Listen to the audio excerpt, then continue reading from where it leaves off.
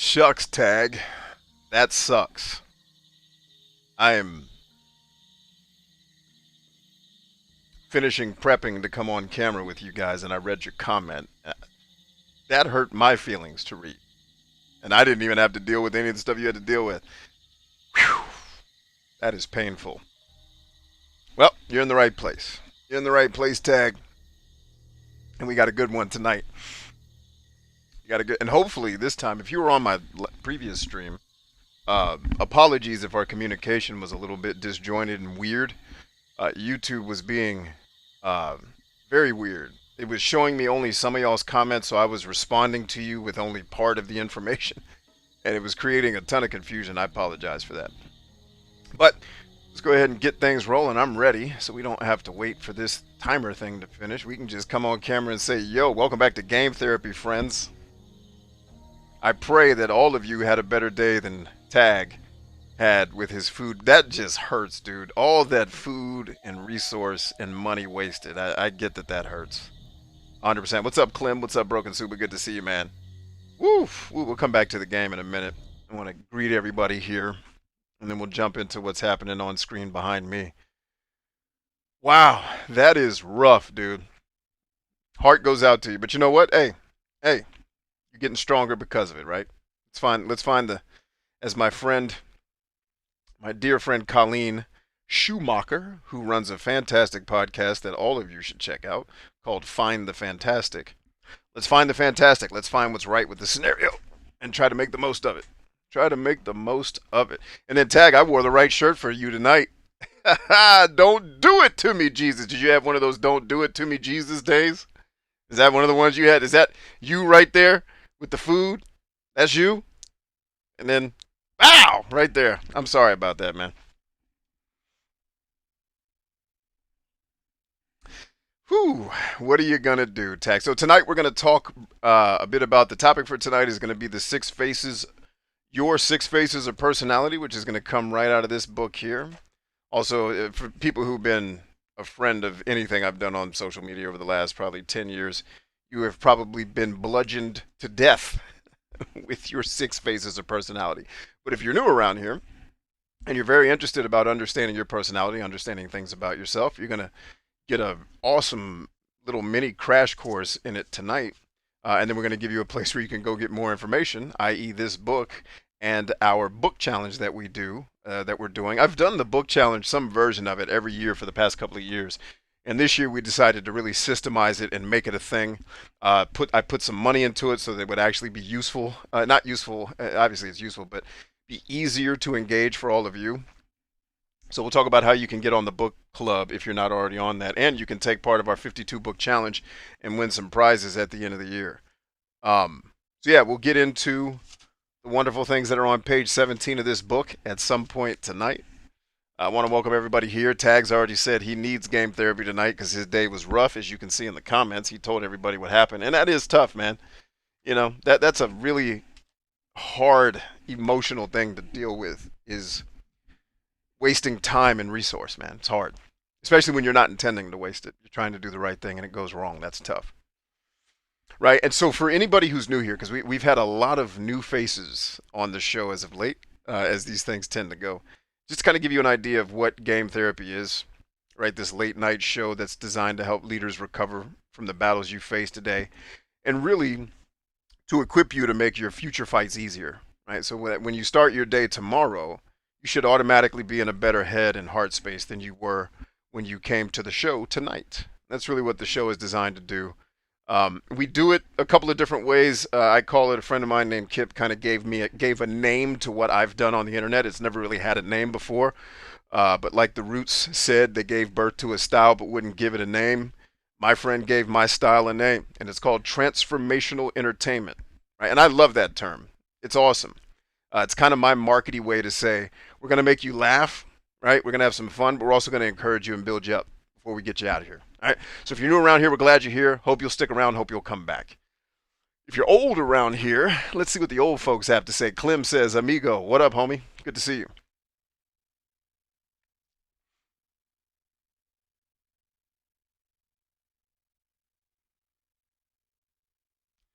You wallowed in your self-loathing for a bit and edited a 3-hour Dark Souls video.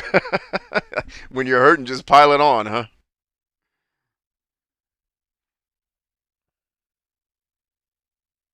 He said today was a "Don't Do It to Me Jesus" day for sure. So in our swag store, we have my wife's favorite shirt in our brand called the "Don't Do It to Me Jesus" shirt. It's just everybody's had that day. Where, and really, if you want to know where the quote comes from, it's actually taken from Scripture, where Paul talks about being a servant to Christ. And anybody who's worked in any realm of the world where you have tried to help other people, you know exactly what that metaphor represents. Because everybody who's done that type of work, if they felt they didn't have an obligation to a higher power, God in this case for me, or whatever you call your God, the sometimes the work we do, to serve Earth and make it a better place, feels like getting kicked in the chest. And it's, if I had to do it my way and didn't feel this obligation, I would probably do it very differently. Right? But I enjoy the fact that the pain actually comes with its own blessing in the end, because when you endure pain for another person, it comes with the equal amount of joy on the other end when you see them get to where they're going. So don't do it to me, Jesus. Is less about Jesus kicking you in the stomach and more about just what it feels like to be on this mission. And Tag, I know you're getting a heap and helping of that because you've actually decided to do what's on my whiteboard, which is have the courage to actually go get your dreams. So you are dealing with the pain you are dealing with right now is a privilege, right? And it's the blessing. It shows you that you're on the path, man. Keep going.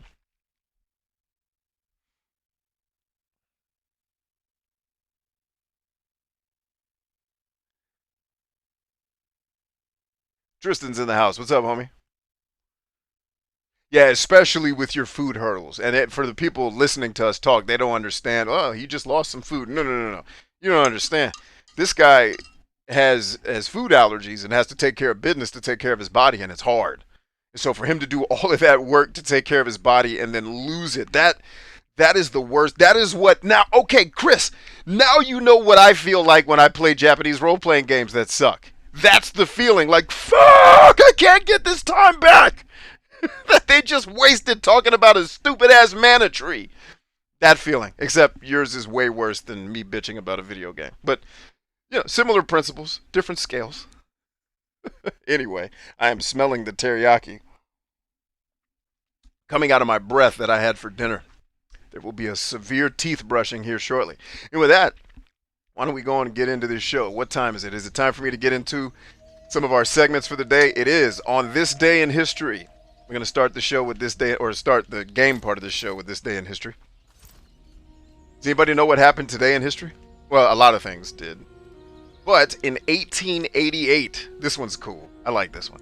The National Geographic Society is founded in Washington, D.C. Shouts out to other fellow D.C.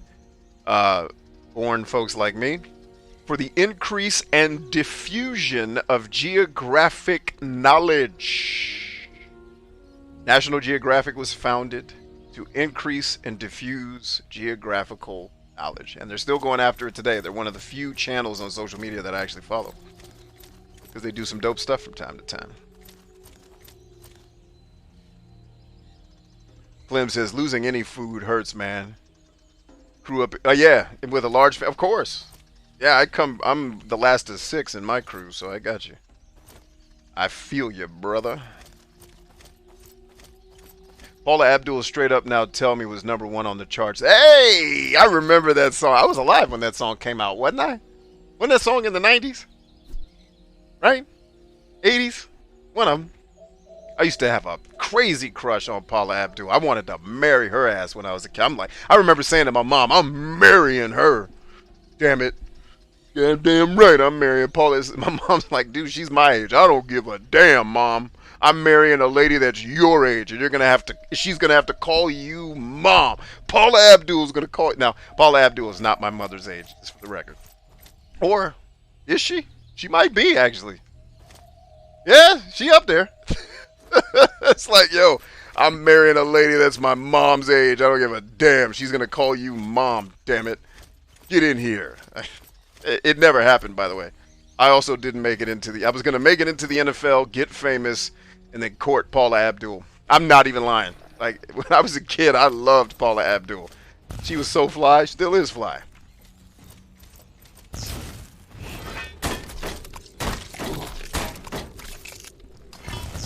Undead Paladon. So now you guys are getting a look at what attacked Homeboy's original town. It was zombies, not just soldiers. Zombie soldiers.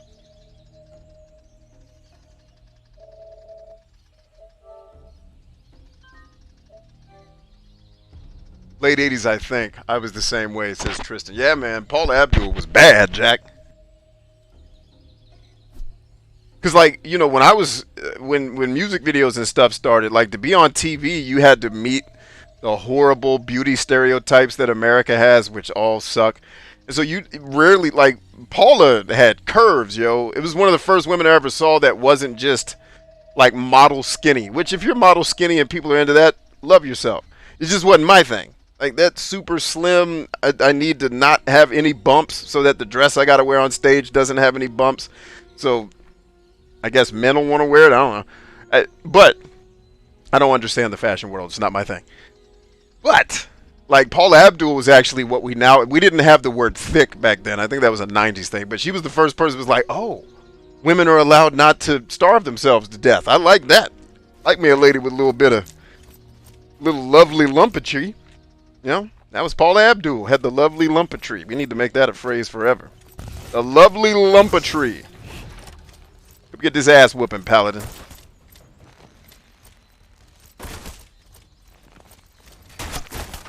Oh, I got those too, ho. Bring that. Bring all that. Bring all that, ho. Bring what you need to bring to the party. I'm kicking ass all night when we get there. Shit. You don't know me, you dead as hell. Look at you. Dead ass skeleton, too.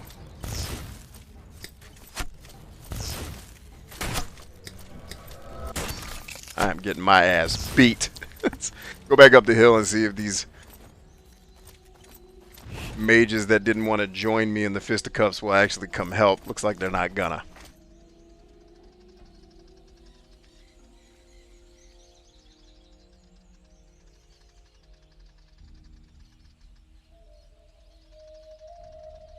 Clem says you're number 9. Out of how many? It's a good number.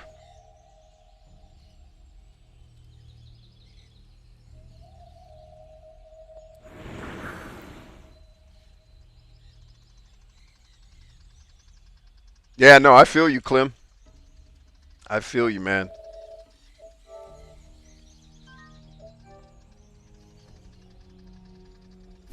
You know what a lot of people don't realize about your story is that's you, like what you're talking about is usually a catalyst for success, not failure, because we live in this upside down world where, like, I think there's actually people who believe if you just baseline certain things for people that everybody will just win, when you don't realize that a lot of people who are winning, like my dad, came from horrible hardship, but it was the hardship that gave him the drive to push through it. You know, if my dad had had my upbringing, he probably wouldn't have been half of what he became. You know, because he killed to give me a decent upbringing. You know what I mean? And so now I push because I feel an obligation to him. You know?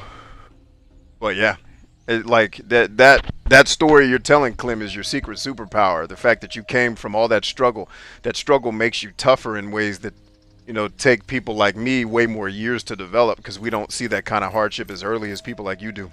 So cherish that, man. What the world tells you is, you know, and I'm not saying I'm not wishing poverty on people, obviously. You could have made a lot of things happen if you didn't have poverty too, but the fact that you had it, like I say, man, all these things that people think is a curse sometimes is a blessing. All right, come on out that water, get this ass whooping that you were supposed to get a minute ago. Oh, you got all your life back, poor ass whores.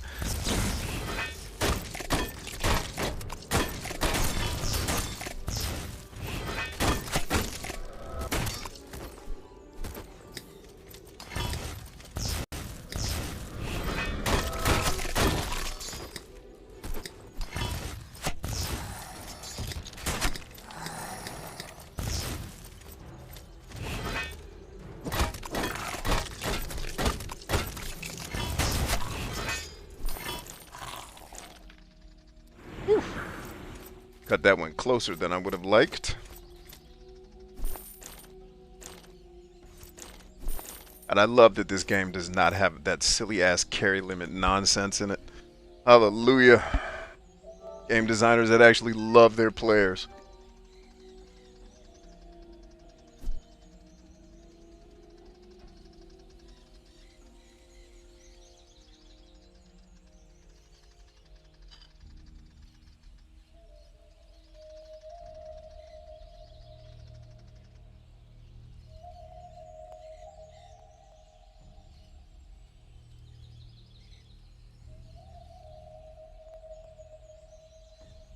Number 9 out of 9. Cool, man. This is a dope story. So it's like I tell you guys, man.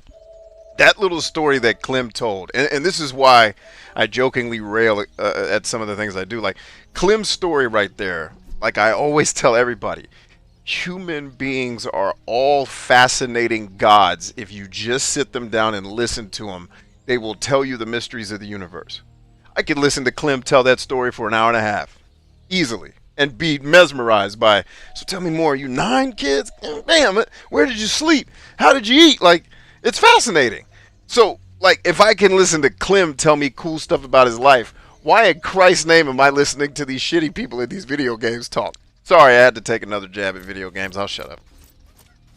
I'll stop. Jokes getting old. To me, too. But yeah, like, the point, aside from the joke, is you guys are fascinating human beings. Never forget that, man.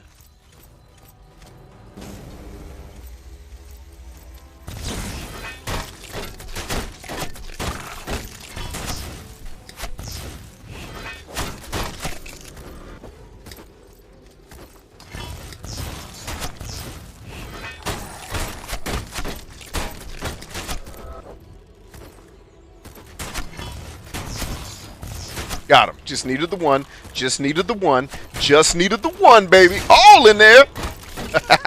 You don't want none of this ass whipping. Yeah, you do. Go ahead and load that bow, boy. Load that thing. You dead. Dead as hell. Look at you. Where's my gold at? Skeletons are always supposed to have gold. That is a role-playing game rule. You break it at your own peril.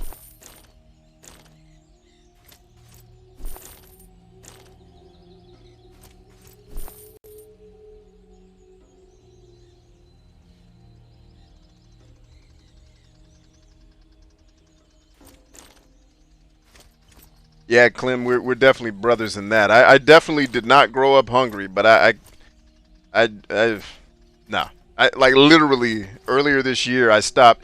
It was a homeless lady and her husband out on, I think I told this story out. Like she was literally rocking a violin and like blind. Or no, the husband was blind and playing the violin, and she was his helper or vice versa. I can't remember. Either way, they had a sign up that was written in English was obviously not their first language. So the sign was written in English, but it wasn't conveying the message to people who would donate to them. So I stopped. First of all, what I did first was hand her $20 because I wanted her attention. And the easiest way to get people's attention is to pay them for it. So I was like, hey, I got $20. I was like, hey, here's $20. Can I tell you something? She was like, I'm all ears for $20. I said, hey, your sign. There's a quick little sales trick I can teach you. So I guarantee you, if you do it this way, this sign will make you 20 times more money today than you would have made. Can I show it to you? And she said, hell yeah. But she didn't speak English. So I am saying this to her in very, very broken Spanish because I don't speak Spanish well and I'm way out of practice with it. But I spoke enough to talk to her and figure out the thing and change the sign. So I said, well, let's just do this. Just give me the sign and let me write it. And we did.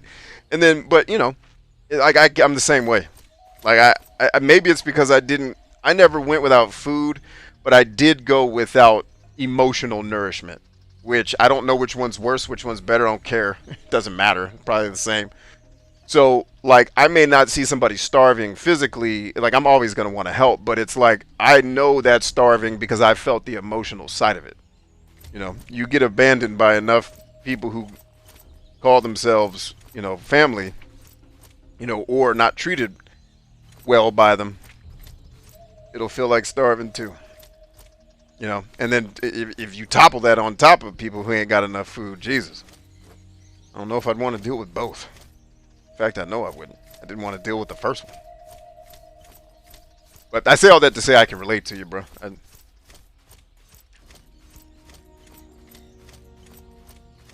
Don't want to make it about me.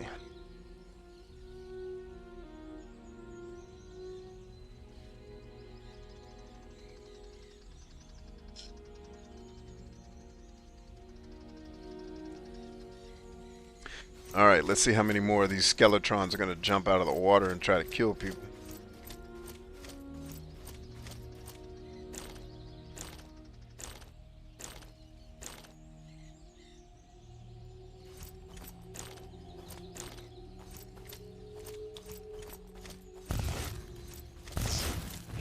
It's funny, none of these are just the standalone ones anymore. It's like they're all the big bads now.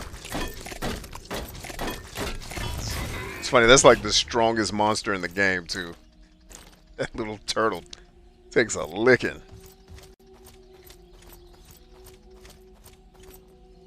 What's up, Verold? Who? Is that you, my lord? I beseech you, let me serve you, even in death. Serve you in death? The priest of Enos, are you? Who? You aren't him. How did you manage to get past my servants? Servants? What servants? Something's fishy here. Who are you? You are not Druhang, and you are not him. I owe you no answers. Who is Druhang? Speak! My lord and master. But even he serves a higher one. You are no priest of Enos.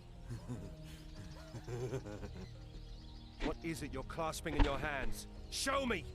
No. No!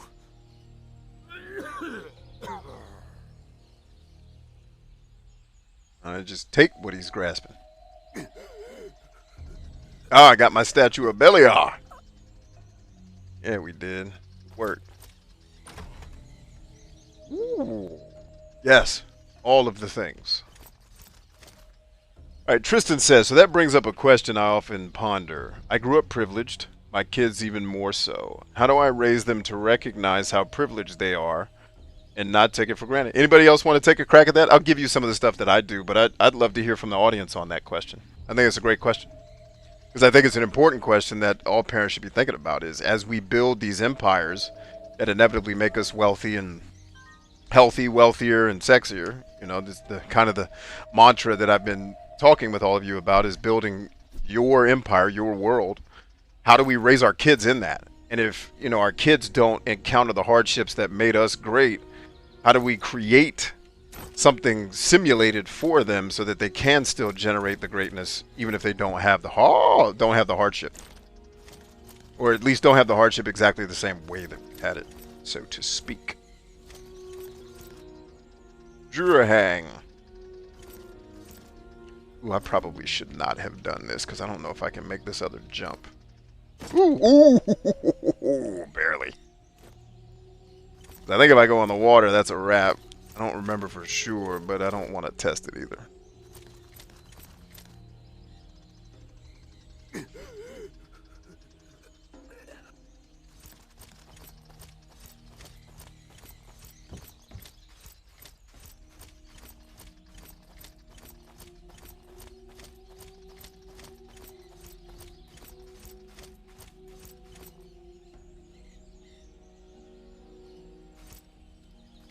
Oh, snap.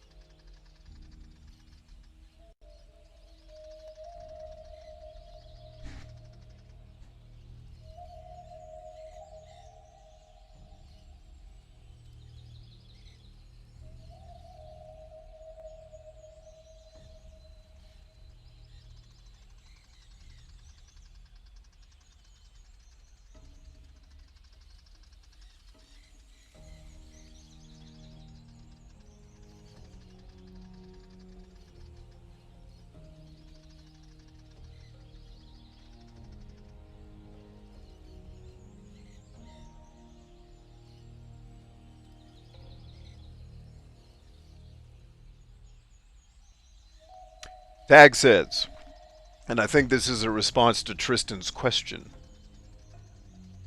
One thing we are working on as parents with our son now is to help him see the forgotten people in society, the homeless, the kids whose parents are always working, the elderly in nursing homes. Oh, Tag took part of my answer.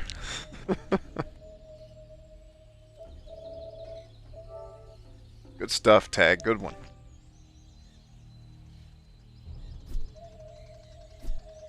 Let's see if this kills him. It should. Oh, wow. It didn't kill him to do that? The water usually kills the guy. I guess not anymore, huh? You're water immune now, bro? Able to fight through the drowning situation? That's crazy. I thought for sure that was going to kill him. That's why I saved the game. Pretty sure the game did not intend for me to make that jump, but I made it because F you. Do what I want.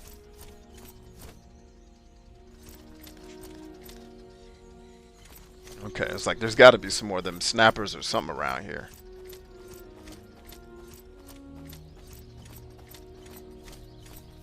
Oh, I was going to say, I know there's some more killers up in here. What up, killers?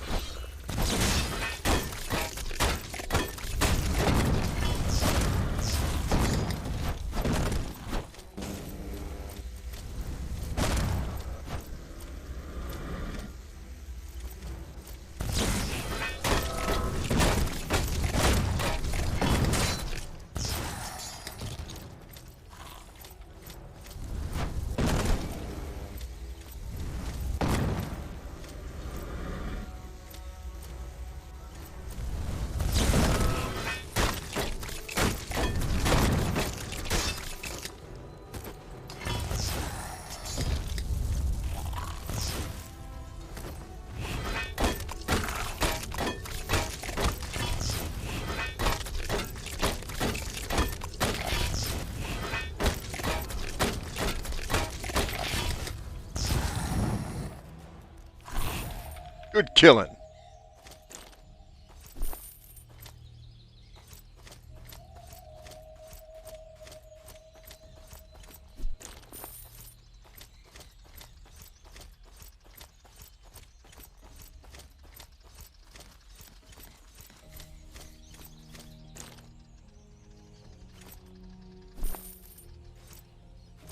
Any more guys want to pop up and get in some fisticuffs? Come on. I'm right here, baby. Let's do that.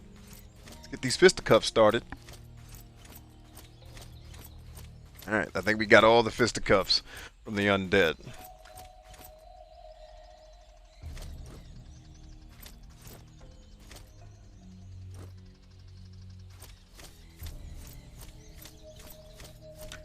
Interesting. So they want me to go back to those guys, but they still have the other map marker turned on. Cool. Alright. There's my guys. Let's kick ass.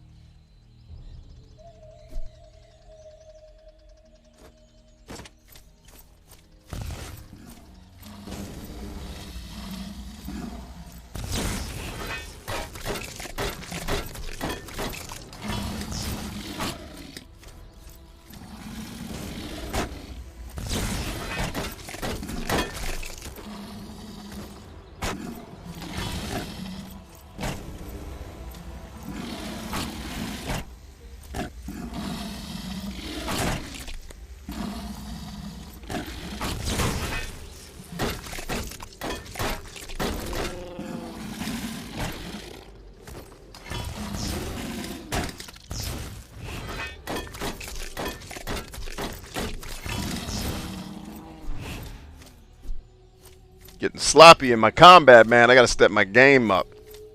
Getting sloppy. Should have taken no damage in that fight. Getting sloppy, y'all. Getting sloppified.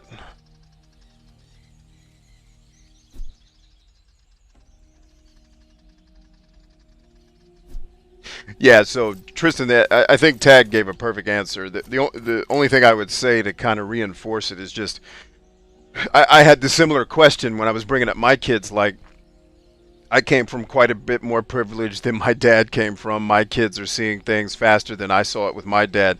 So it's like, how do I instill in them diligence and a sense of perspective and a sense of, hey, you need to, because my dad and mom used to always drill it into me. You have no idea how good you have it. First of all, you didn't grow up through the civil rights movement like we did, right? And so you didn't have to worry about getting chased by dogs and getting fire hosed or dying because you were something that people didn't like. Right. So, I mean, I guess technically you still have to worry about that to a degree, but it's certainly way less severe than it was. Right. Uh, and then my dad basically coming from essentially nothing because his dad died when he was 2 and they lived in a dust bowl and then moved up to Washington, D.C. So it's like, how do I instill strength and resilience and grit in my kids if the life that they have is mostly easy stuff? And the answer is you put them in situations where they're challenged. I liked Tag's answer because what Tag's answer does is it immediately creates perspective. I took my son when I realized very early at about age 5 that privilege was kicking in. It was like I took him online and started showing him pictures of homeless people. And I said, buddy, what do you think happens to this guy if he doesn't get the help he needs? And he said to me, well, Dad, he's probably going to be... I said, no.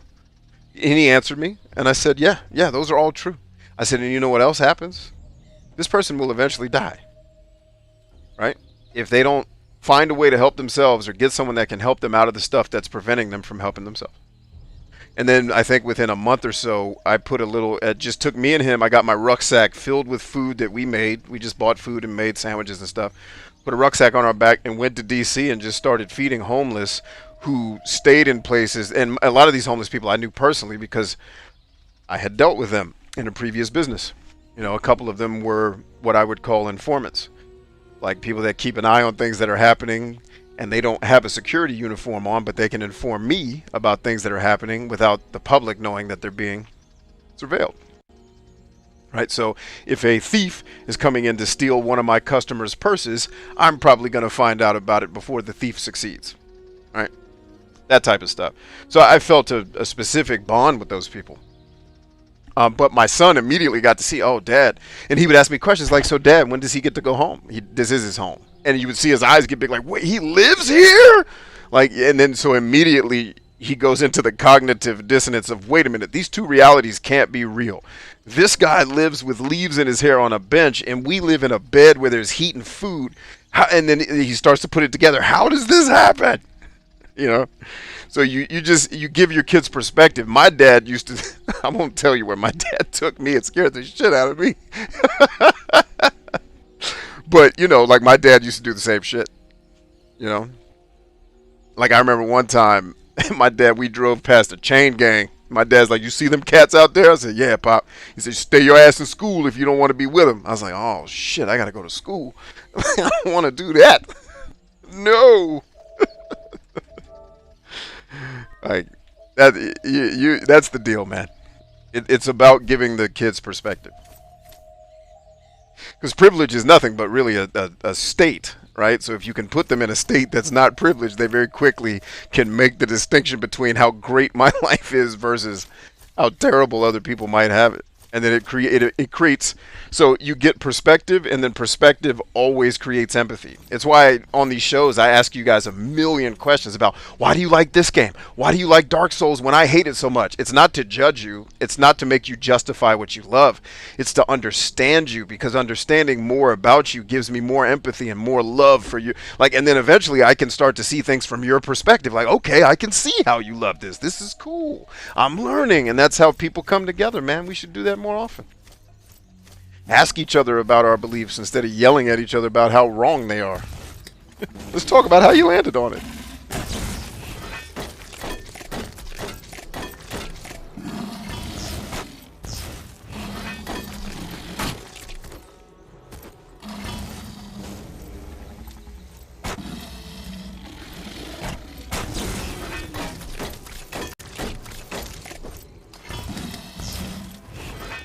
Alright, it is definitely time to level up. It's taking me way too long to kill stuff. And I thought I was going to lose there for a second.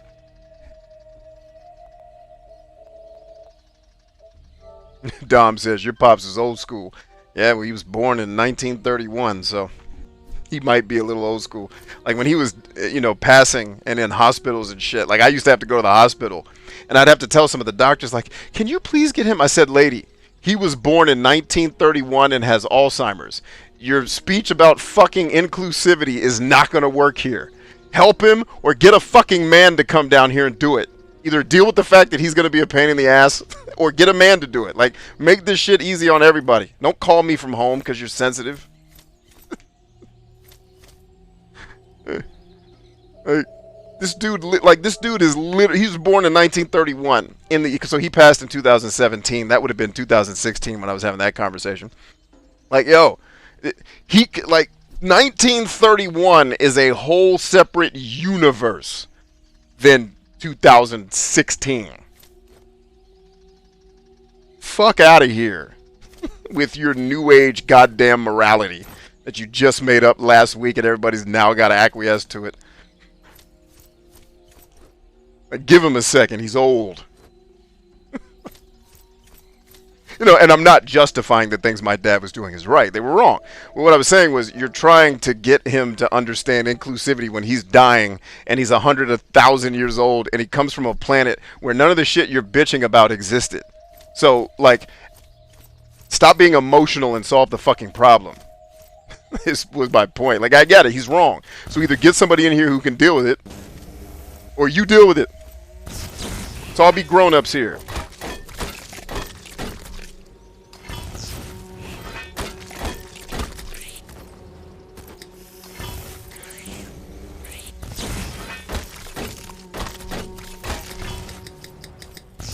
Got him. That's what I needed. That spell is a godsend, man. The last hit takes like 30% of their energy or whatever. Like, thank God that exists. I would lose so many of these fights if it wasn't for that. This should kill him right here. Nope, still a little left in the... Damn it, that didn't hit him. I missed. I must have missed. There we go. I was like, that should have killed him.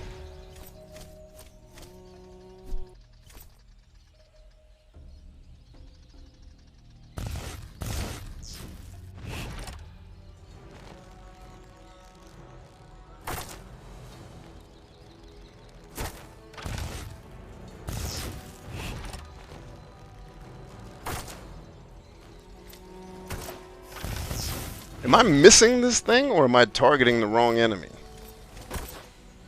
Must be missing it.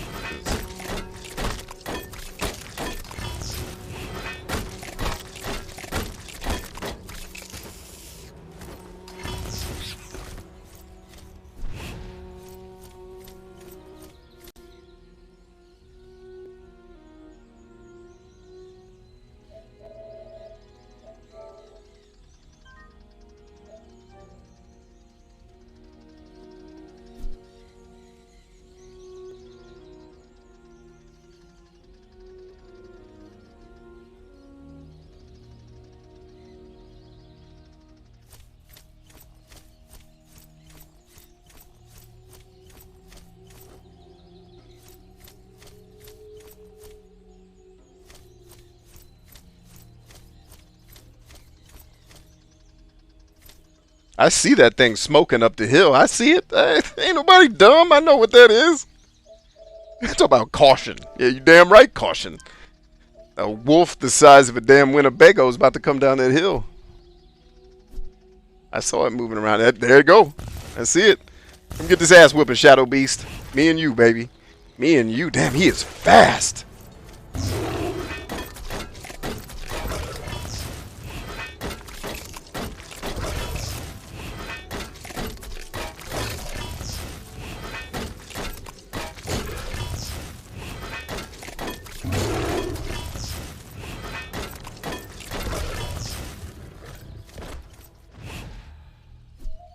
That is a tender dance. That little ballet you do to fight like it's so much fun.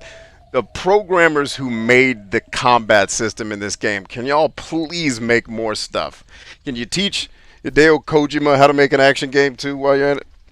So he can make all these fantastic stories and make them not clumsy to play? Thanks. Let me stop shitting on Kojima like he's not the most amazing thing that's ever happened in video games. Like I could do any close to better. than the shit I'm crapping on. I couldn't. Not even close. In fact, I could do a whole hell of a lot worse. And that would be my best.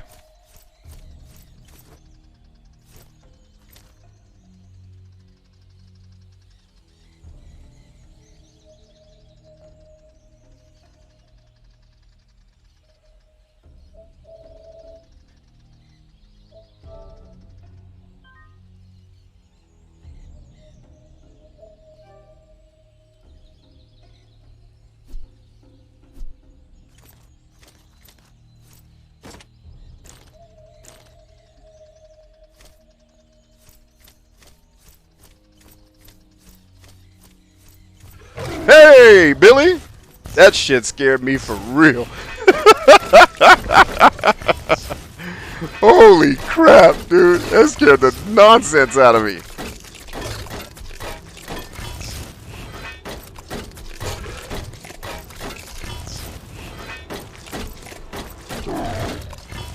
Ooh, I didn't know you could do that. Hey, how did that happen? And if that's repeatable, I might have learned something new about this game that's very useful to know. Is this guy friend or foe? Alright, friend.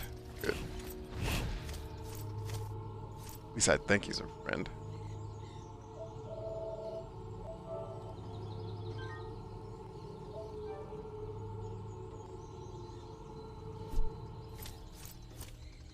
Brother Thor. By Adonis's golden balls! Have you crossed the jungle by any chance? Adonis has golden balls? Piece of cake. Oh, the DLC's about to kick off. The town back there. Satarif, right? Satarif, the Pearl of Argan. Well, at least it used to be. Now Lee and the Paladins have turned it into smoking ruins. What are you doing here? King Ethorn VI kicked us out of the city. The assholes in the tower over there have barred the gate. How come? The king didn't want any useless mouths to feed. We were supposed to seek refuge in the monastery, but the jungle is teeming with vicious beasts. We even had a troll in the camp once. Good thing it left once it started to glow in the west. I think it's lurking around there now. Are you a trader? Well, I've got a thing or two I could sell you. What's that glow in the west? Damn if I knew! But this does not bode well. A madman came through here not long ago. Wanted to take a look. I'll bet the trolls got him.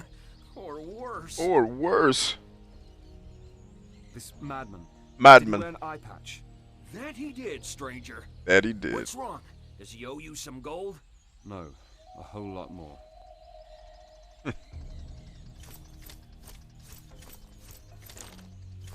All right. Take a quick break right here. We'll get into tonight's topic. We're also, now that we made it to Satarif and the teleportation stone, we're going to actually head back to the objective we were supposed to be doing. Actually, no. We're going to kill this thing first.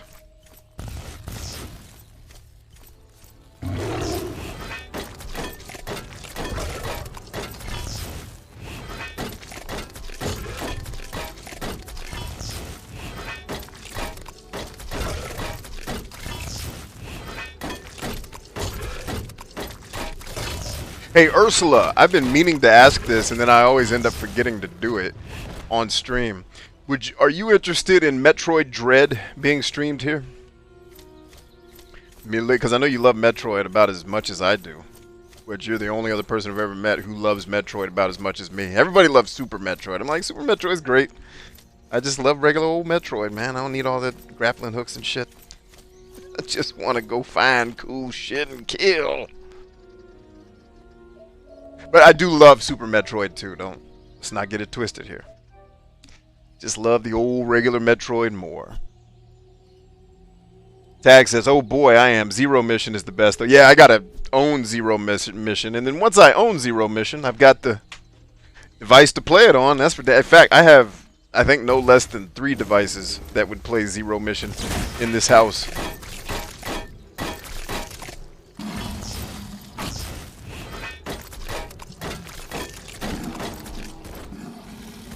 Should be 2 more hits to kill him. Yep. Yep. Yep, and yep. I've played this game too many times if I have that down to a science. Like if I can size an enemy up and be like, alright, 2 more hits. Like you have spent too much time playing this. And this game came out in 2014, I think. No. Damn, the original came out, I think, in 2009. I beat it back then. I think I played this when it came out in 2014, and then this is my 3rd time playing through it, I'm pretty sure. Let you know how good the game is that I'd rather play this 3 times than most of the other games we try on this channel even once.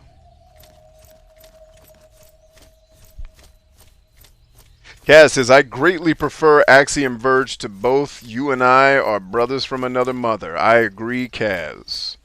Axiom Verge might take the slot as my number 2 favorite game of all time if Nier Automata bumps original Metroid. Because it should go... Thinking like if I did a mock top 10 list off the top of my head, because right now I'm still wrestling with a couple of games. Hold that thought. Shit, there was more of them. That was bad. That was bad. My bad, y'all. Listen, I was just kidding around. Y'all be cool, okay?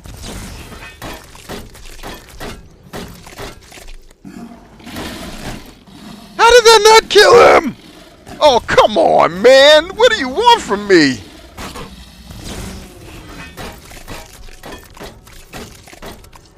It's like 1 more hit was all it needed. It's like, nope, you shoot.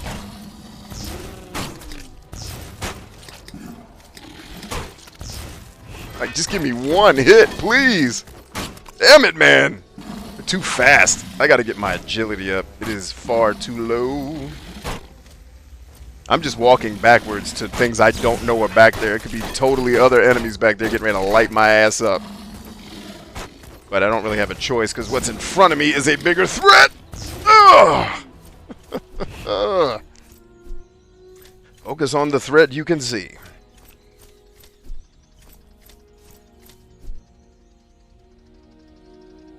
But yeah, so like if I was doing a mock off the top of my head list, just trying to guess, it would probably go Nier Automata, Axiom Verge, Metal Gear, Metroid. And then I gotta look at my old top 10 list. Because I can name them, but I can't name the order. I'm not as intimate with my video games list as I am my movies list, because the video games list is much harder to choose. I don't watch a lot of movies, so it's easy to be like, yeah, here's my top 10. But when you've played over 1,000 of these stupid-ass games, it's hard. First of all, it's hard to remember most of the games I've played. Like, even remembering things about them. I have forgotten most of this game, and I've played it, you know, going on 3 times now. Speaking of Axiom Verge, I have added the soundtrack to my regular work commute listening. Thanks to you, B. That soundtrack... Yes, dude. Like, and here's the coolest part of that soundtrack. You probably already know this. The guy that programmed the game also wrote and composed all the music. I'm telling you, Thomas Happ is a freaking Leonardo da Vinci type cat, and people just don't know it. I mean, I bet you the people in his inner circle know it. Like, in my interactions with him, I was like, this dude's a damn genius.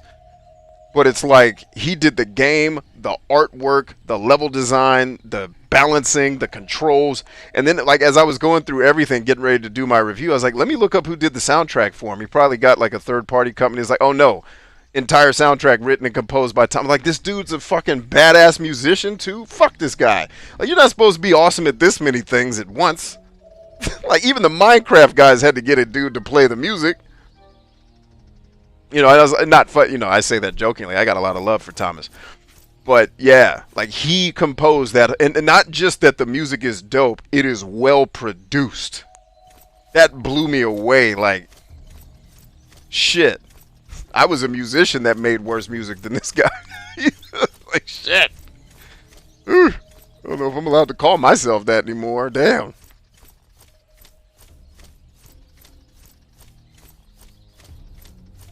I don't have top 10 movies. My top 5 are, where the frack am I? Because this is not where I thought I was going. So I can get to the topic for tonight.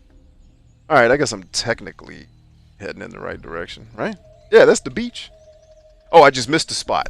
Bet. Awesome. Glad I did this.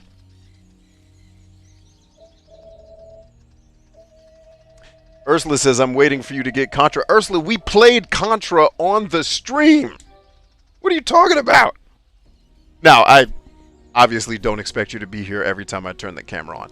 But we did play the arcade version of Contra right here. We finished it. In fact, I kept the stopwatch on my phone because we beat the game in 11 minutes. And I was joking with the audience like, this was my childhood. It took 11 minutes to beat video games, not 40 hours. You freaking bored ass stupid people. Like, games shouldn't be this long, you know. But yes, I will get NES Contra at some point and do that on the show too.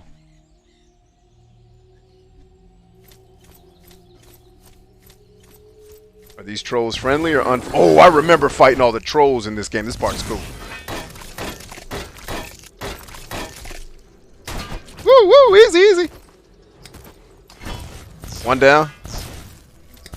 Two down.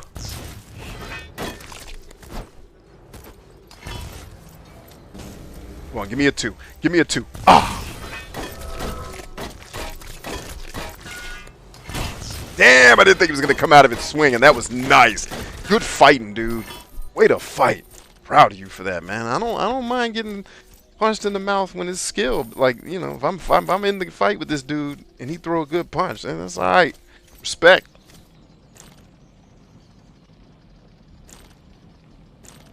I think that was a badass weapon I just picked up.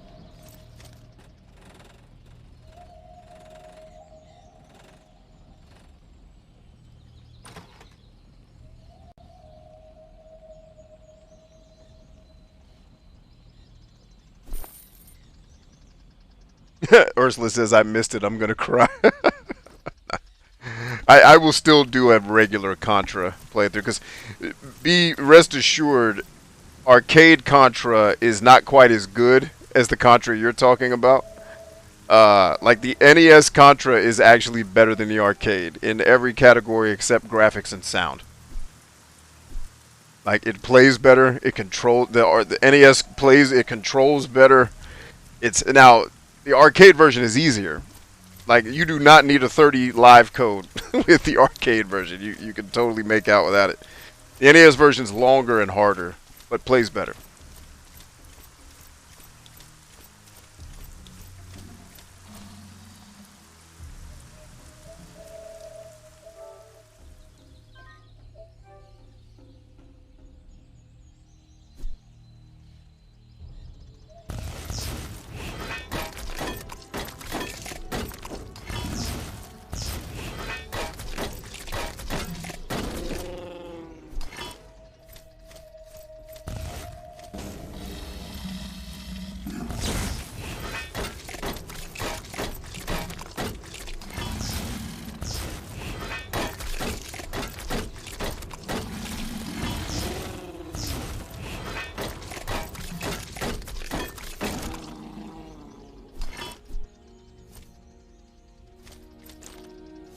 Picking up the jungle weed.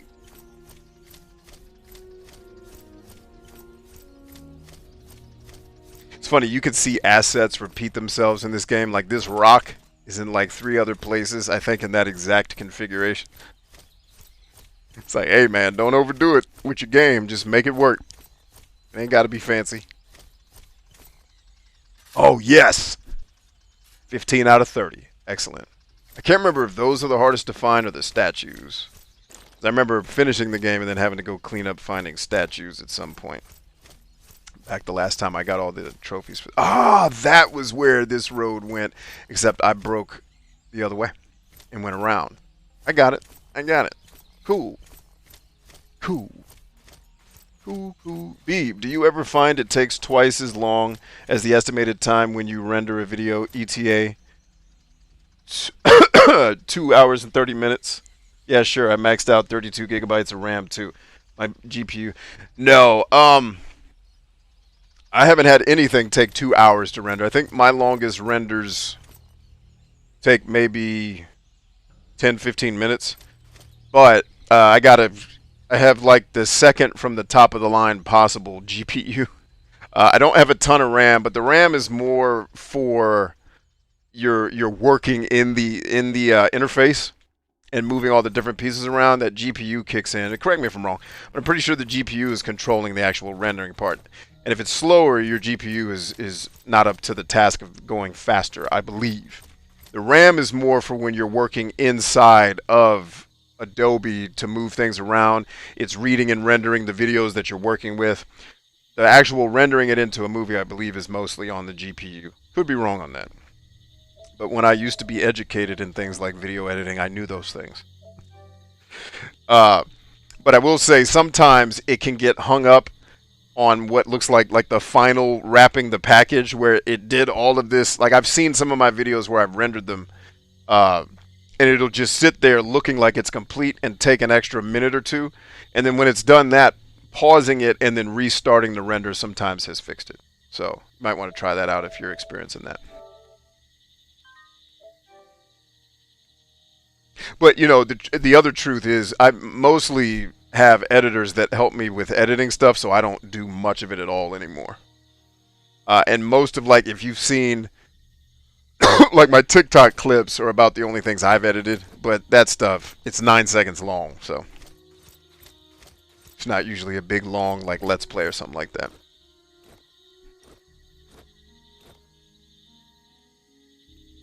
Your GPU is from 2012. Yes.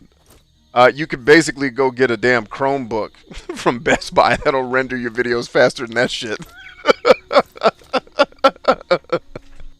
Oh, God. Don't do that. It won't. It probably won't render the damn video without melting. But, yeah. 2012? Yeah, bro, we gotta get you an upgrade.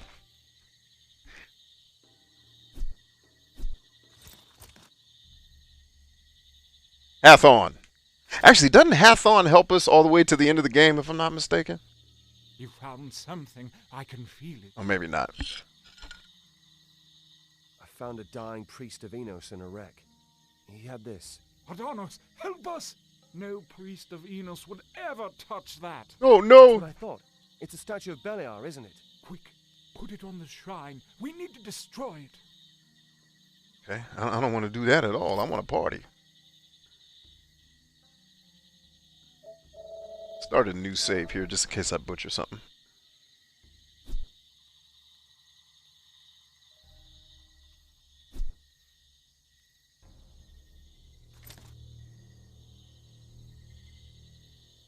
Alright, so before we place the Shrine of Dalinor, or whatever the hell these people are talking about that no one cares, let's get into the discussion. Let's talk.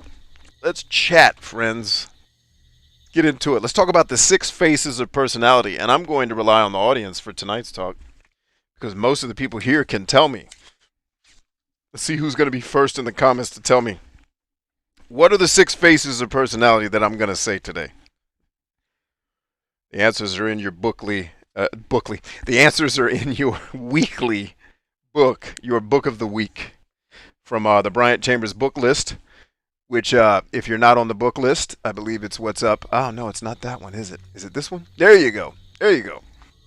If you're not a member of our book list, where we're recommending awesome books like this one that I'm holding up on screen that you probably can't read because you're watching this on a phone and not a 70-inch television, the H Factor of Personality is this week's book.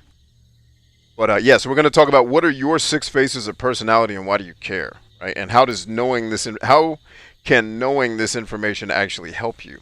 And I will give you a tool tonight if you have not been a part of what I've been doing for the last several years.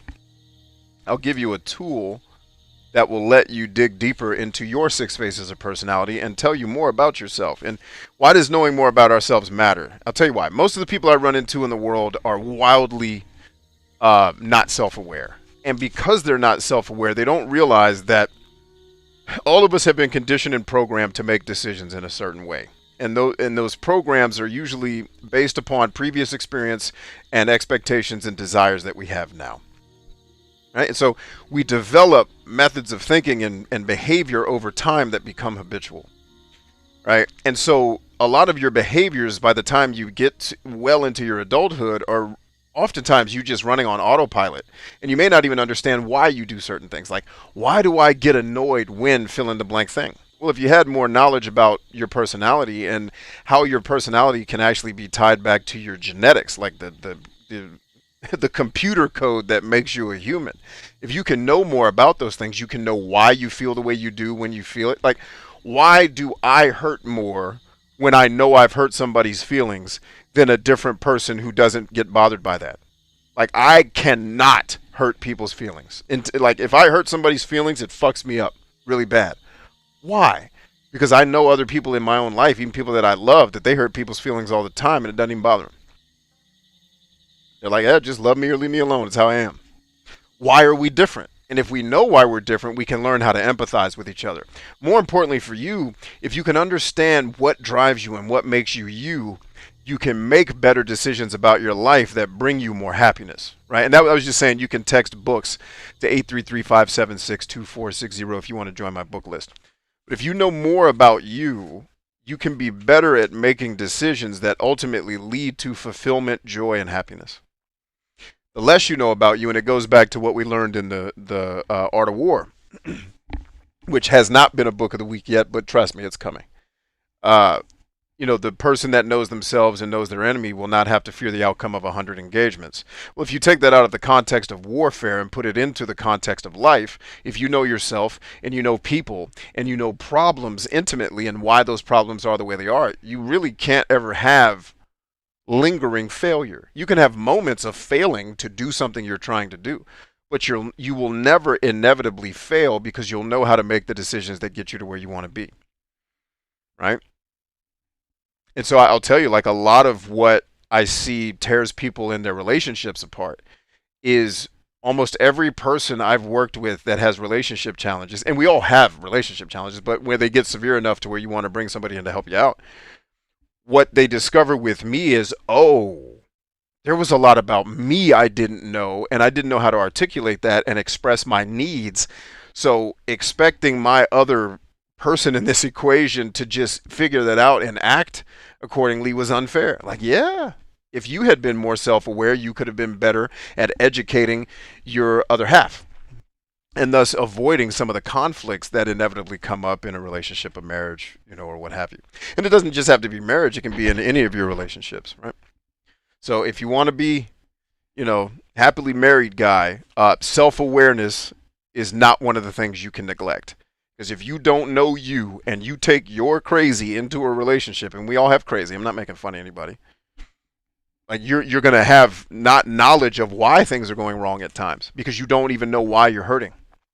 And the more you can figure out about that, the more you can know, the more you can prevent hurt, but the more you can make decisions that don't lead to it in the first place. All right, so who wants to take a shot at the 6 faces of personality? It looks like Dom took a shot. What did he say?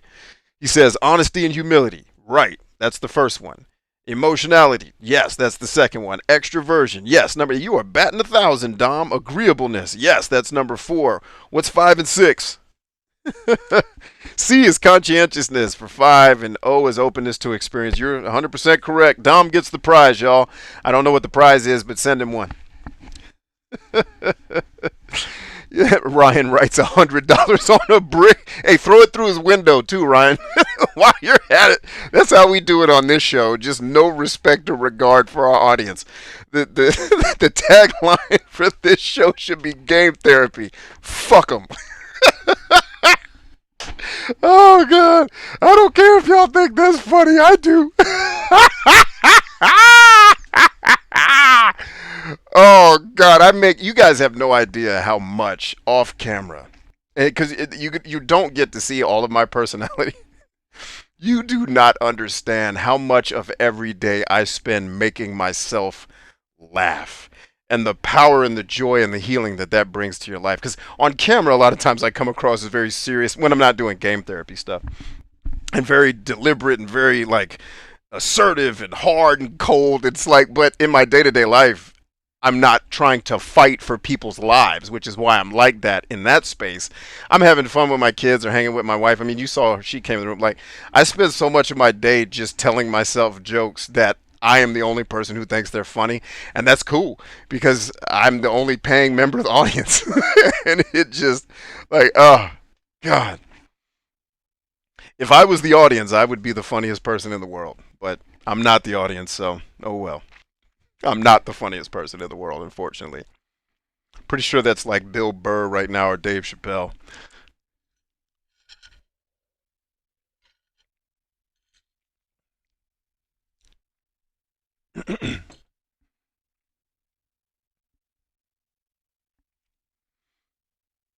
So your buddy keeps arguing for you to buy a laptop. I wouldn't spend a dime on a damn laptop unless you actually need to be in a Humvee somewhere. Like laptops are so they're God, because it's like if I want to sit down to do like actual legitimate utilitarian stuff, the phones make it a pain in the ass. But then it's like I'm not taking my laptop on my workout with me. I'll just figure out how to do it on the phone. But $1,000 for a laptop is a waste because you're not. I guess depending on what you're trying to use it for. Like, if you just spent that money, like is $1,000 worth a portable shit computer versus $1,000 you could spend and build a halfway decent actual computer? That's where I run into issues with laptops. They're just a pain in the ass. I should know I'm running this show on one.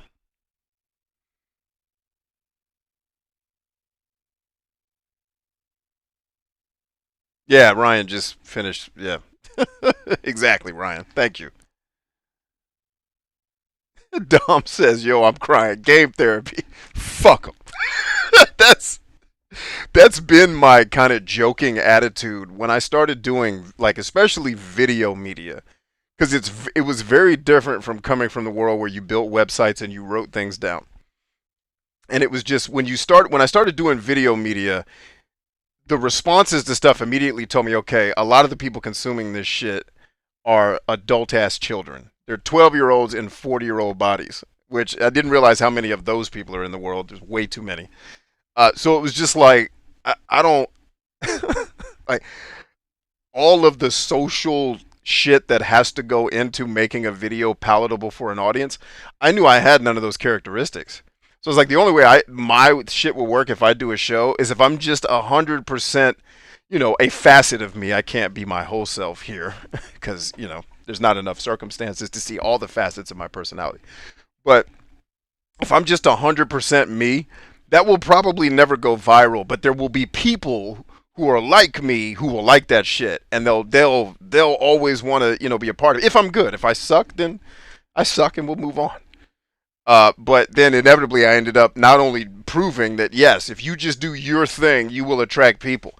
Not only that, you'll eventually go viral despite the rules. Because what you realize is that virality, yes, centers around trying to be vanilla, meaning trying to be tasty to everybody. But inevitably what ends up going viral are things that aren't. Because when something really has virality, what's causing the virality isn't algorithms, right? And that's the thing that everybody's missing. It's not YouTube decided you're going to get 1 million views today. It's when YouTube starts looking at, wait a minute, 1 million people just like this shit. Okay, make sure these other people see it. So YouTube helps, but what really helps, if you look at your analytics, one of the things that really helps when your stuff's blowing up is other people are sharing it. Like, I looked at my feed one time on one of my really, really popular videos, and I was shocked at how many people were sharing it via text message. I didn't know people did that. I think I've texted 3 YouTube videos in my entire life. I didn't know people sat around, hey, check this out. I was like, people are texting my videos? When I first started looking at analytics, I didn't even know YouTube tracked that. It was like, oh, like people, like, so, I'm sorry, that wasn't on YouTube. That was a TikTok video I was looking at the analytics for. But the principle still remains. It was I had a video do like 3 million views. And I was like, damn. What you start to actually see is the virality comes from the people watching. Where they're like, I can't remember how many text messages went out, but I'm like, damn, 3 million views and this many people got it in on their, like this many people are watching me on their phone in their text feed. Like, that's insane. Yeah. So yeah, the fuck 'em apparently worked because here we are. Oh, man.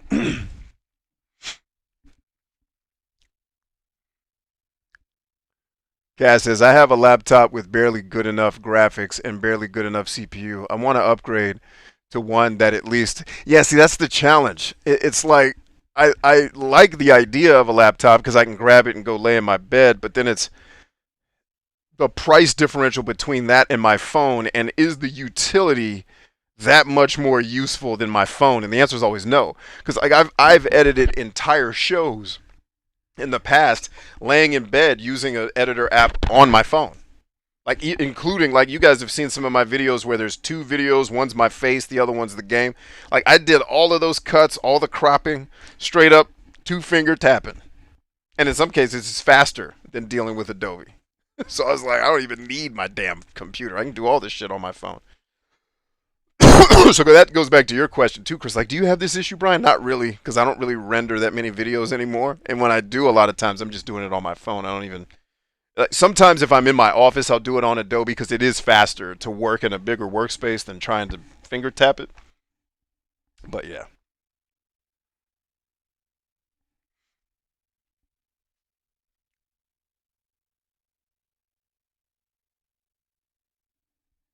Tag says, my Elgato wasn't getting enough dedicated power without its own USB 3.0 hub with nothing else plugged in. Yeah, that'll do it. The Elgato's a hog, man.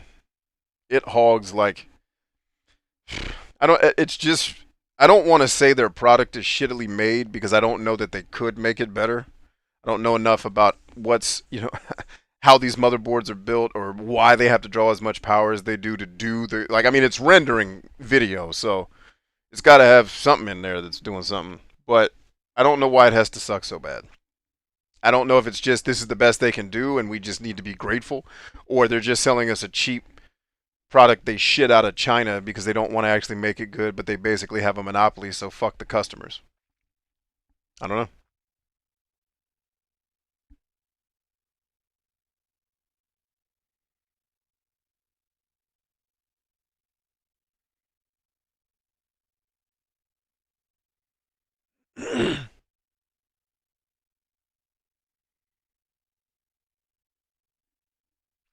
New student says, whoa, look at that beard. Long ways from that clean-shaven military look, but it's cool. Why, thank you, new student, and welcome to Game Therapy. I'm glad you came. It's nice to meet you. We hope you'll come back.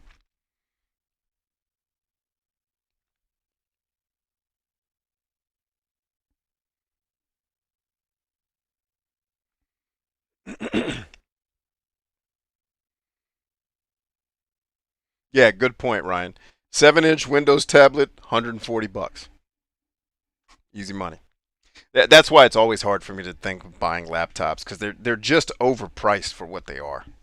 They're utilitarian, and I think we'll start to see a world where they die off more and more. Like Sony stopped making them. That should have been a sign. That shit's over. When Sony stopped making its laptop and their phone, that should have been a sign to everybody. Hey, this is probably going to stop altogether at some point. Because eventually they'll figure out how to make the phones not suck. Because right now we're just in a limbo of technology where we've got these smartphones that are insanely powerful, but the interface is still a pain in the ass. So it'll get better. Just like video games from the PlayStation 1. The PlayStation 1 didn't need to exist other than a research and development firm that eventually led to games in the Xbox 360 generation. 360 was what PlayStation 1 would have been if it didn't suck. And take whatever console you want. I'm not saying Xbox is better than PlayStation. I'm talking about generations, not manufacturers. So if you prefer me to say PlayStation 3, fine. Console war nerds. All right, so we got the 6 factors of personality. Why, or the six faces of your personality. So Dom, you were kind enough to give us the list of all these things. Now tell us, what do they mean to you guys? What does honesty and humility mean to you?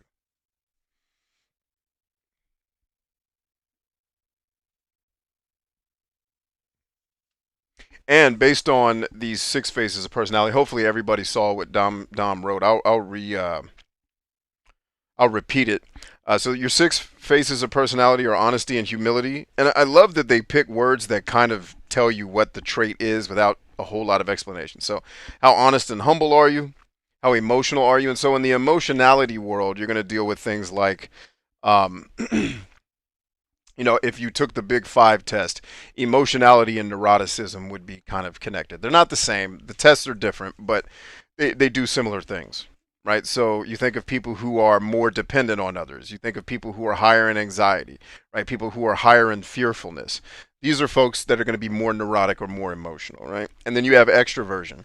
Extroversion isn't just about being social. I know the Myers-Briggs craze of the last 40 years kind of made everybody think that being an extrovert just means you never shut the fuck up. But if you have any introverted friends with Asperger's, you know they talk more than extroverts if you get them talking. So it's not just about being social, right?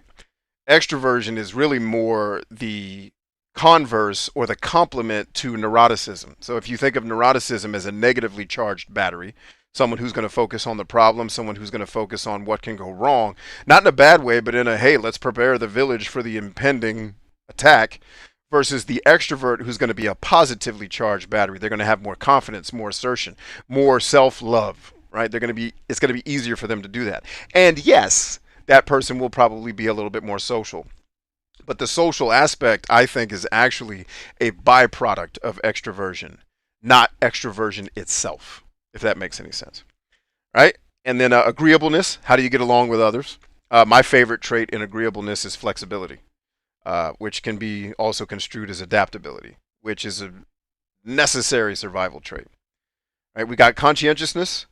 Right? So think of conscientiousness like, how organized are you? How orderly are you? How much do you care about being diligent? Like, when I talk about making sure you're doing at least 3 to 5 workouts a week, show of hands in the comments, yes or no. How many of you are doing 3 to 5 workouts a week? Tell me a yes or no. And then I'll be able to tell. I will use your answers, and then I will come back to the personality trait thing and explain some stuff. Right? And then the last trait being openness to experience, which would be like the converse to conscientiousness. Right? So think of a conscientiousness as a conservative and your openness to experience as a liberal. Take all the political CNN horse shit off of it that's you've been conditioned with so that you'll yell at people and buy things. Because people who run the media and leadership just want mindless automatons, not people who think critically. But think of those two things as converses the same way extroversion and neuroticism, or in this case, extroversion and emotionality would be. Right? But what I was saying was diligence would be a factor of conscientiousness. So Tristan says yes, Dom says no. Great. So what Dom tells me, now I can't make this assessment of Dom. I'm going to do it for the sake of this discussion to make it fun. But I could look at that and say, you know what, there's a chance that Dom is less diligent than Tristan. Because I've yelled at both of them for months at a time to get their asses up and work out. One of them's doing it, the other one is not. There's a chance, now there could be all kinds of other extenuating life circumstances that are preventing it, but one thing I might be able to pull out of that is Tristan is more conscientious than Dom. Now, knowing them both, I can tell you, I've looked at their psychological profiles. It's not, Dom is not crazily not conscientious. But yeah, that is true. And then Suba says he's been doing his workouts. Okay, so you showing up and doing those workouts every day is evidence of diligence. So if you're doing it, it means that you have some diligence, right? If Dom's not doing it, it doesn't mean he's not diligent. Like I said, there can be all kinds of other variables affecting why he's not working out. But it's something that if I were working with him, I can ask him, so why aren't you working out? What's going on in your life? Blah, blah, blah. Oh, I'm just lazy. Okay. You know, and then if I look at the rest of his life, well, what else are you working on? Like if I went to Dom and says, hey, Dom, how many songs have you produced in the last month? I'll wait for an answer. I'm going to embarrass him on the show. Dom is a music composer. I don't know why I'm holding my mic like this. Like it's for dramatic effect or something. I don't know. Dom's a music composer, though, if you guys didn't know. He's working on getting his first Grammy. Clem says, I just started this week and today was my 3rd day so far. Okay, so this week, Clem has demonstrated that he's got some diligence. Rock on. Tag put the thumbs up. Diligence. Ursula says yes. Diligence, diligence. And then Stachio says nope.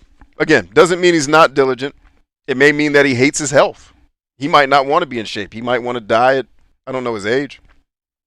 He might want to die early. That's his business. Harley says, if you count playing basketball and soccer with my students, then yes. I would if you did it for 20 minutes and you maintained an exercise level heart rate. I would say, yeah, that counts as exercise. Dom says 0. Okay, so I am going to tell Dom he needs to work on his diligence because he's a music composer who's told me he wants to be a music composer And this is actually a trend. Maybe you music guys can help me. That I help that come on my show, and maybe other musicians. We can learn from each other, and then other people watching can learn from you. Dom, you're not the only musician I'm helping, or have helped, I should say. I know I'm not really actively doing anything with you right now. Why haven't you produced any music? And you keep telling me that you want to be this awesome composer.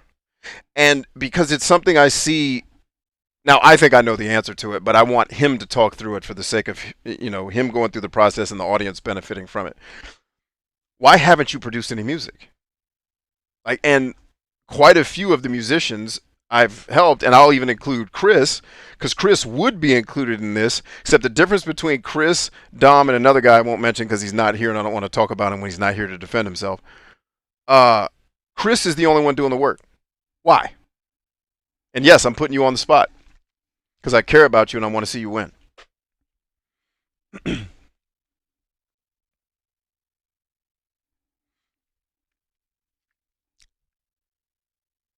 right, so anyway, that's an example.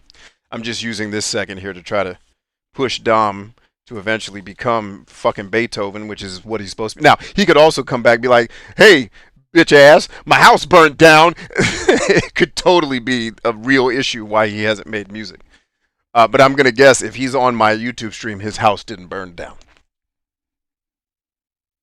Okay, so Dominic says perfectionism, and everybody who watches my show knows that's a nice way to say I'm being a coward and I'm hiding. But saying I'm a perfectionist sounds nicer.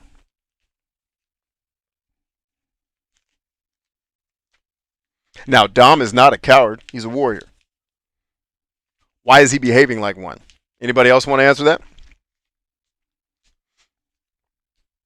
Why is Dom not stepping into his full potential as a warrior? I'm asking the audience this one. Now, I'm not saying you guys are going to have the right answers, but it's good to talk about these things. Let's see. Dom says, I won't post unless I know it's my best, and I don't think it's my best work. Let me help you, Dom. All your shit sucks. It's always going to suck to somebody, and it's never going to be good enough for you. So either start making music that you think sucks until you get good enough to make shit that's your best work, or just go get a job and cut this music dream out. That's what I would tell you. Those are your two options. That may seem a little extreme, but there's a method to my madness. Hang with me.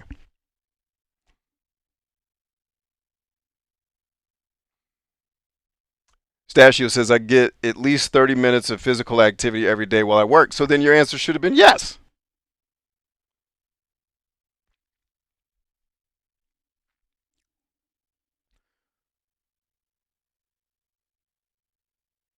Tag says, because it's something I want more than others. That's why I'm putting in my work. I can't speak for the others. Okay, I will buy that. Clem says, fear of failure. That's definitely in there. Why is he afraid to fail? Because it's not just fear of failure. We all have that. But all of us that have, everyone that's succeeding has the fear of failure. Why do some of us still do it when others don't? The fear of failure is not unique to Dom or anybody else. We all struggle with it. And in fact, I'd say more successful people probably feel it more than people who are losing. In some cases. Tristan says, so I'm working towards putting together a new mix. I'm facing resistance, though. I'm making progress, but it's slower than it should be. Okay. Yeah, Dom, two things are screwing you up. First of all, did you read Ego is the Enemy when I had you read it? Yes or no me on that, because I'm not going to give you a sermon. If you haven't read the fucking book, you're going to go read the book, and then you'll get the answer, and we'll get back on with the show. If you read the book, then we'll flesh it out a little bit. Because I'll tell the cliff notes to your bigger issue than fear of failure is ego. You think you're supposed to, like, you see yourself as this Grammy-nominated winning recording artist, right? That's the vision you have of yourself. But when you make music, you realize, well, I'm not there yet. So you're telling yourself, well, I don't get to make a song until I'm that guy. You're never going to become that guy. You have to believe that you're that guy now, even when your music sucks, and your belief has to be, me putting out shitty music is the bricks that builds the house of me making dope music. You are not going to get better at making music by not making it, Dom. It's not going to happen. So If your answer is if the answer to you not making music, and I want everybody in this place to hear this, because this is what gurus and the fucking internet won't tell you, because they want to sell you a course. Because I don't have anything to sell you. I'll tell you the fucking truth. If you're telling me that I have a dream and the reason I haven't started is fear of failure, you do not have a fucking dream. Period. Fear of failure is not enough to stop somebody who is fucking desperate. And I'm telling you, when it comes to working with people, now I love hanging and doing shows, but when it comes to helping people, I don't like helping people that ain't desperate for nothing. And I don't mean desperate like they're poor, living on the street, and like they need a meal. I mean there is something missing from their soul that they desperately have to get on this path to go get. And they're not going to be right until they taste that. That's the desperation. And if you're telling me I want to be a Grammy-nominated artist or a Grammy-winning artist, but fear of failure and perfectionism are stopping me, let me help you. You don't want to be that fucking artist. What you want to be is liked. So just go get a job, make a lot of money, and make people like you. You don't need to be a musician to do that. Right? There's no fear. If fear of failure has stopped you from your dream, you don't have a dream. That's your actual problem. It's not that you have the fear of failure, that you don't have a dream that is pushing you hard to the point where you're like, I have this fear, but I have to do this. I'm scared. And believe me, I have gone through my coward phase too, just like Dom. You know, the reason why I'm on a camera with you guys now, and I should have been on this camera, what year is this, 2022? I should have been on this camera in the capacity that I am as far back as 2007. And I didn't, because I was scared to turn the camera on, because I was scared to get rejected. Because at that point, I thought I really wanted to help people, but what I really was, and I did, but what was more true was my egotistical want to be important. And if my real dream is egotistically to want to be important, of course I'm not going to put shitty music out, because then I don't get to be important. But that's telling me that your dream is being famous, not actually making dope shit. Right? Because if your dream was to make dope shit, you would realize one thing, and part of it is too is inexperience. Musicians and artists especially, you usually don't make enough art to realize that all this shit in your head about it's not my best work. Fuck you. Nobody is going to agree with you on what your best work is. I have never had an audience blow up any of my videos that I agreed were the ones that should have had millions of views. I've had one or two that blew up because what I was helping people with was so necessary. When I get millions of views, it's almost never the video that I'm like, yeah, that one. It's always one like, oh, that's the one they like? So my point to you, Dom, is your assessment of my best work, you don't even know what that is. That's not you're just giving yourself a bar you can never reach so that in 20 years you get to tell everyone the excuse of why you didn't make your music and why you didn't make it and why you didn't get your Grammy. Oh, well, because I was a perfectionist that couldn't allow. Like, it's all horse shit. Either you want to make dope music or you don't. Like, and that was my lesson, Dom. I thought I wanted to make dope music. Turns out I just wanted to be liked. That's why I don't make music anymore. Because it's too fucking hard to make shitty music. Let alone good music. It is hard as shit to make shit music. And I'm going to work all those hours just to get people not to like me when I put, like, it's never going to work that way. But if I actually wanted to make dope music, I would be spending probably at least at the minimum an hour a day in here composing. Now, here's the sick part, Dom. I have written more songs than you in the last month. And I don't even write music like that anymore. I do it just because I had an idea. Let me write this on paper. I can spit that rhyme on a stream at some point and get a laugh. Like, you see what I'm saying? Like, and I'm pushing you because I've been where you are, and I would very much like you to get out of this faster than I did and not have my journey. Like, and by the way, you may not know if this is your real dream. You're still a really young guy.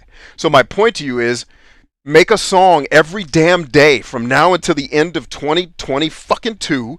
And at some point out of those, however many days are left in this year, let's say 300, out of those 360 some songs, 340 some songs, however many days we got left, at least 5 of them are going to be good. But what will happen is, in the process of you making 340 songs, you're going to get good. You're also going to make something somebody likes. You're also going to get the feedback from doing it for a year that tells you whether or not this is actually your dream. But if you don't start, you're never going to get that information, and we're still going to be having this conversation in a year. You know, that's why it kills me that you stopped working with me, dude. Kills me that we had to, you know, and that's not a criticism. It kills me that we were not able to get our schedules to sync to keep working together. Because this is what mentors do for people. Is I've been in that hell that you're fighting through now. And we help you push through it because we have the roadmap to how we got out of it, man. So understand all the pushing is coming from a place of love. And I want you to win. And I want you to actually either get to this dream or figure out that it's not, maybe not your dream. But we won't know until you get started. You got to start.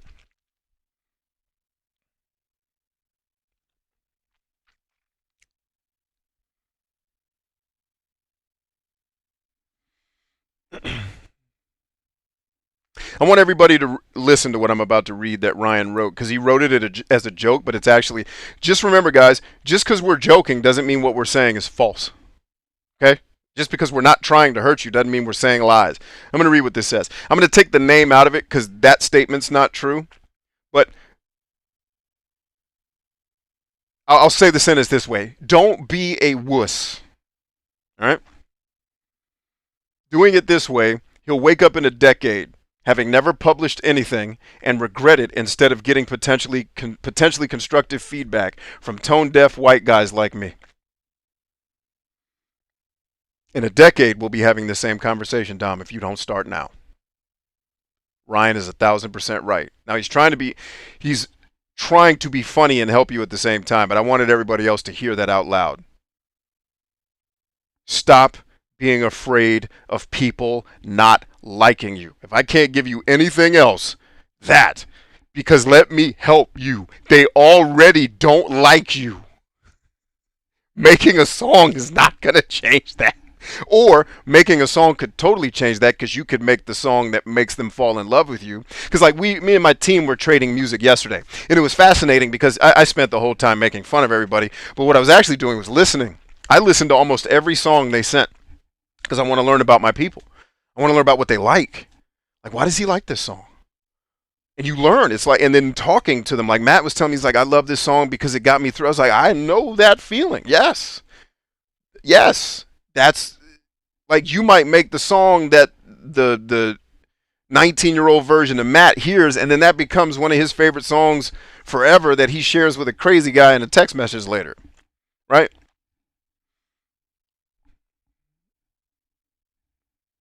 Stop being afraid of people not liking you. They already don't. And if you want to get started in media, here's how it goes. It goes from indifference to hate to kind of like this guy to I love him. They're not going to get to liking you before they go through all the shit that you're afraid of happening. They already don't like you, Dom. What do you have to lose? But what, you're going to put the song out and learn that they don't like you? Or are you like delusionally believing that everybody loves you? And as long as I don't put out a song, you get to keep believing that lie because nobody shit on you today? Like, you guys have no idea how valuable it is to put something on the internet and get shit all over for it. Now, if you're in a bad emotional, psychological state, it can mess you up. But it can also build toughness. Because no one gives a fuck about your hard work. They only care about, did this make me feel better today? And to get to that point where you can make something that makes people feel better today takes years of developing and honing the skill. So if you come on another one of my shows, homeboy, and one of two things isn't true, you have not produced at least one song, or you have told me music is no longer my dream, I will ban your ass. Don't come on here again talking about perfectionism. You know, you've been around me long enough to know that that's cowardice. And I will not soft glove you the way I would some newcomer that doesn't know any better.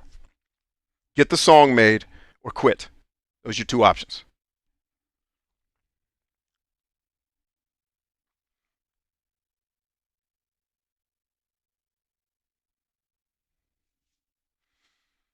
Tristan says, the head scratcher for me is early on, I put out a bunch of music without any fear. Then I got a taste of success, and then the ego took over. And there was, yes, you became entitled. Once we start winning, we don't like losing. Nobody wants to go back to sucking after you've already won. And that's what makes social media so hard psychologically, is you're going to have some stuff that wins, and then you're going to have some stuff that loses. And the first question you'll irrationally ask yourself, because math makes the answer very easy, but But you'll ask, like, damn, was I not dope like I was last time? You'll ask that stupid ass question. I've asked it. Like, oh man, I thought I was dope. It's like, no, idiot. There's 100 million people here making shit, and only 500 million to watch it. Math dictated that today you're not getting viral. Fuck out of here.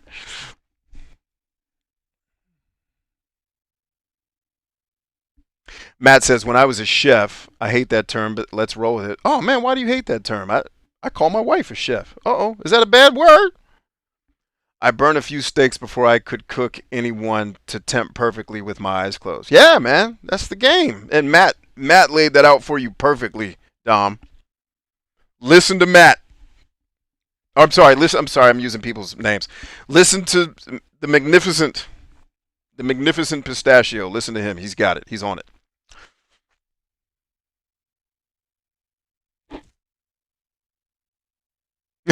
Hey, read Tag's comment too, Dom. That's another good one. He's like, you're assuming he's going to be alive at 10. Yeah, that's a good point. Shit. The way these idiots are running Earth, we might be crashed into the sun in 10 years. Kaz says, there was some book authors that I follow that said that the important thing is to get books done and get them out to your readers so that you can start building up your craft.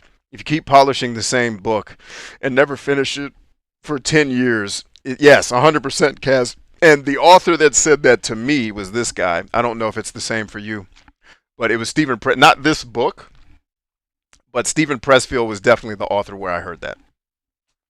I think I always keep something by Stephen Pressfield, like my Bible and Stephen Pressfield and Will Durant. Anytime I'm in my like brain space, my Bible, Will Durant, and Stephen Pressfield are never out of arm's reach. It's like I always can reach for Stephen Pressfield, the Bible, which is here, and then my Will Durant books are all behind me on the shelf of honor up here is where a lot of my Will Durant stuff is. Oh man. Dom says understood. Right on, man. And by the way, I'm pushing you. You got this, dude. Go make a song. And let me give you an olive branch. Because Dom, I think what's actually killing you might be this, and if it is, about to save your life. I'm not telling you you have to publish these songs. I just want them made. I want you to make a song a day. I'll just tell you what to do. And if you can take this advice and shape it into however you want to execute, but this is how I would do it. Create a YouTube channel. Don't tell anyone about it. Just create one. Or if you already have one, make a song every day and upload it to private. Upload it to unlisted. Send it to us. You trust us, right? You trust that if we think your song sucks, we're going to say, hey, Dom, don't love this one, but love you. Here's how I would make it better, or here's, the type of music I like. Would you trust us to give you the feedback? That'll help, because I get being scared of making art and sharing your baby with the world. That fear of failure I understand very well, because our artists is an extension of our soul. And every time we make something, we're giving a piece of ourselves away. And our instinct is to guard that with all of our heart. Because if I put something that took my soul out to the world and then somebody shits on it, and believe me, it happens to me every fucking day I make something, it gets shit on. Now, when you've been doing it as long as me, that's part of the course. That's part of the feedback. And I love the shitting on me because it makes me get better. When people say, oh, this sucks, I always ask, hey, what would you make better? Oh shit, I thought you were just going to take this as me being an asshole. No, you took time out of your day to write this fucking comment. I take it as an honor that you wrote me. How can I make it better? So I'm not telling you you've got to go make an album. I'm telling you, make a song every day so that you can get used to making songs. Make the song, put it up on YouTube, unlist it, share it with us on Discord in the artist section. That's it. And in 340 days, I promise you, you will be this much closer. Where's my camera at? You'll be this much closer. Trying to figure out where my frame is. You'll be this much closer to your Grammy. I'm not telling you got to make these songs and go share them with Earth. I wouldn't. I don't share all my shit with the whole world. Uh-oh. Oh, okay, I just saw me like, hold up, why am I frozen? Oh, I'm not frozen. I'm just pausing for effect. Interesting. Anyway,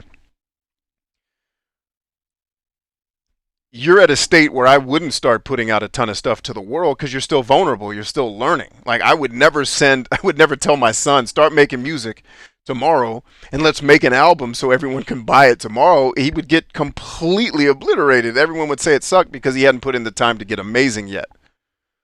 Right? Just make the shit. I'm not asking you to make an album. Just get in the practice and the discipline of every day showing up and doing the reps and sets. That's what I'm saying. I want to make sure that's not getting lost. I'm not telling you to go on CD Baby and publish your album. I'm just saying make a song every day for the rest of the year. And I promise you at the end of the year, you're going to owe me money because you're going to be so good at making music, people will actually pay you to make it.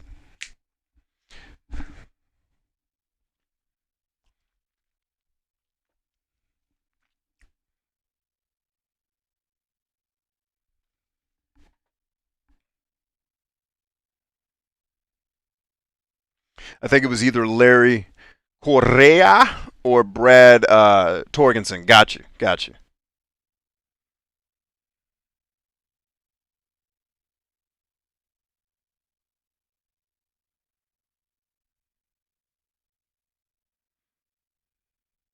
That's awesome, Harley. That's good stuff, man.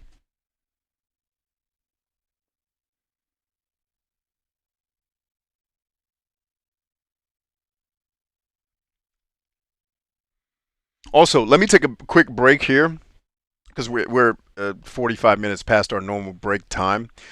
But a break to ask the audience how many people here, and if you're already doing something, just still answer anyway, because I know a lot of people here are going to be like, I already did this. Got it.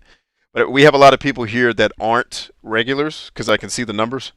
Um,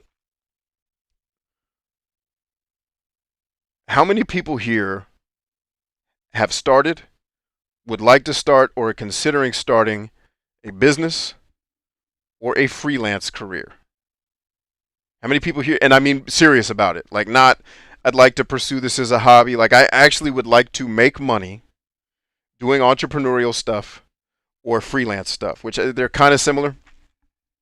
You can equate them if you like.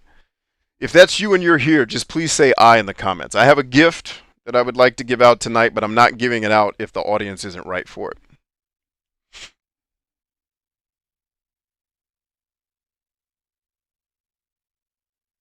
Turbo, Turbo spelled that out like an android. That was awesome, Turbo. Hey, Turbo's here. You feeling better today, Turbo? I hope so.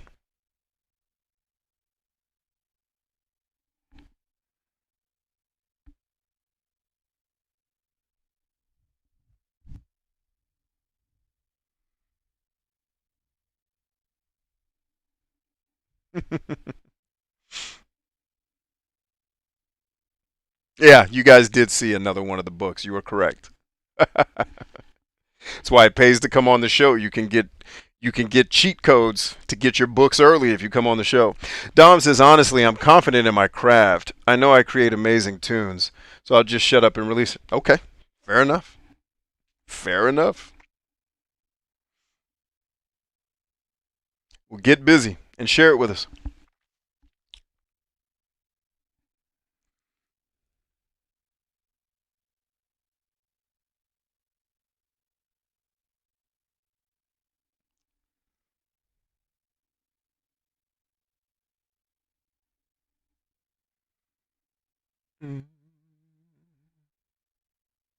Actually, my Quran's not far from me either, and I have a digital Bhagavad Gita. I keep a bunch of books close by at all times. I have a digital Bible too. Where's my phone? All right, nobody answered that question in the comments, so we'll probably do that for another show. No problem. All right, let's take a break, gang. I'll be back in a few.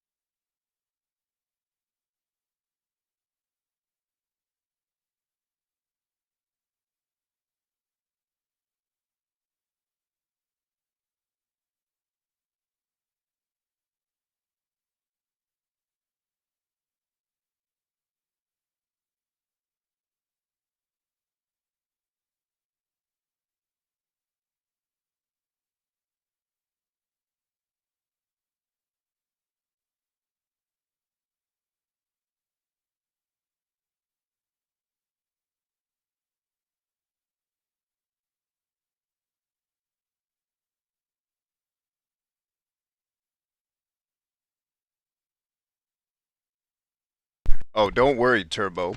Ideas are the easy part of business. Ideas are the easiest part. Unfortunately, they're also the part that everybody thinks the success comes from. Unfortunately, nope. So if you need help with ideas and you got all the other stuff down, you are going to kill. Because ideas is the easy fix. Execution, well, that, my friends, is the hard part. Welcome back. Let's take these comments and get into it. So it looks like we got a couple people here who are interested in the gift. Okay, let's see who else is talking.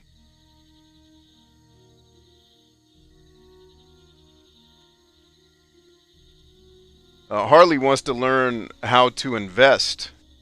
Just no idea where to start or who I can trust for investment information.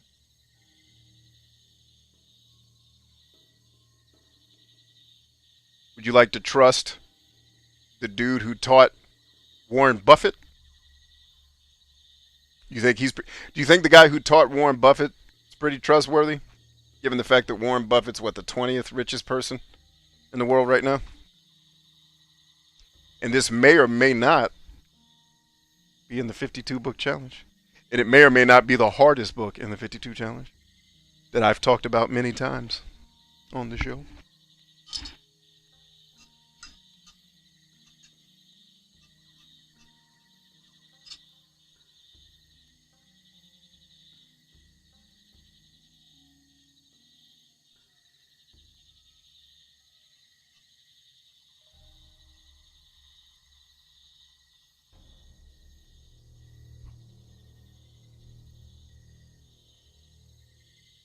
Ah, delicious. Delicious. Okay, so everybody.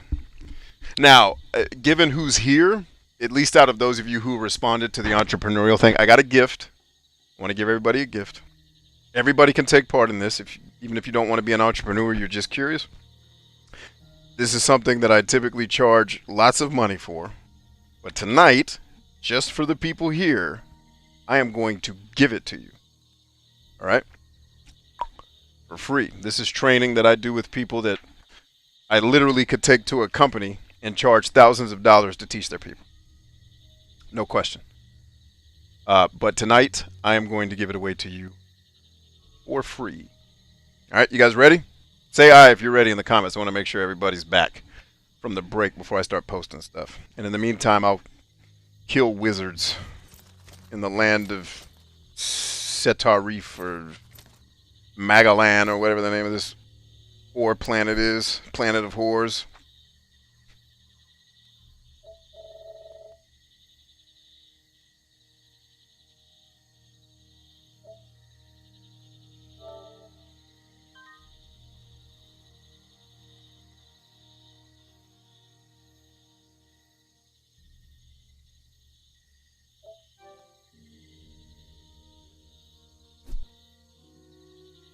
Ooh, yeah.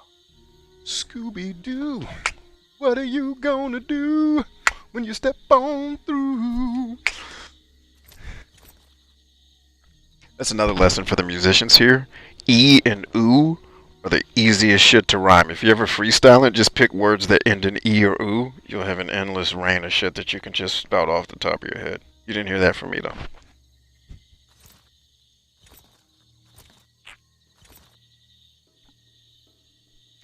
Well done, stranger.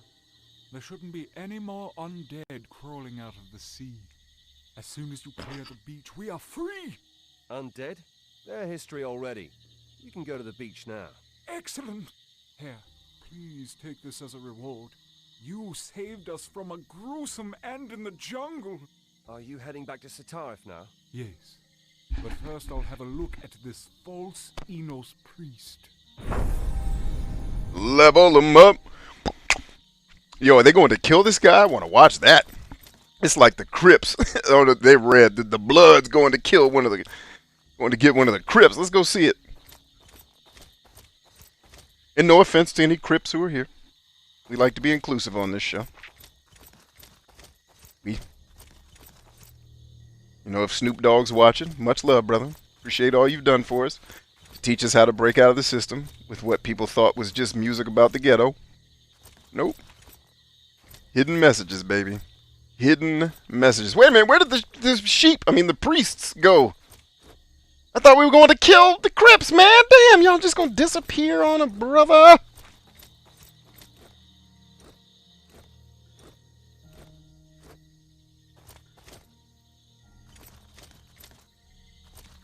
Alright, so it didn't take it from me.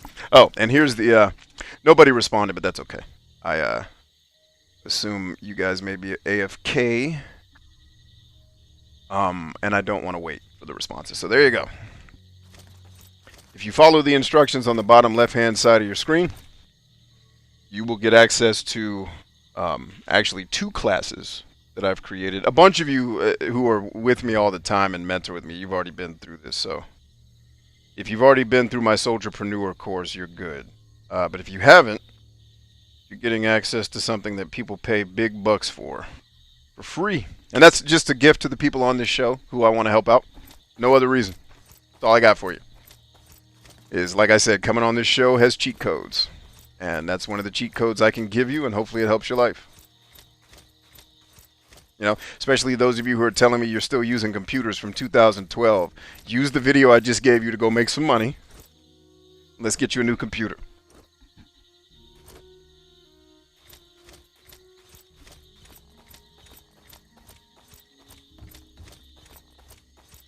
Okay, here they are. Get to killing, man. Y'all ain't gonna kill this dude?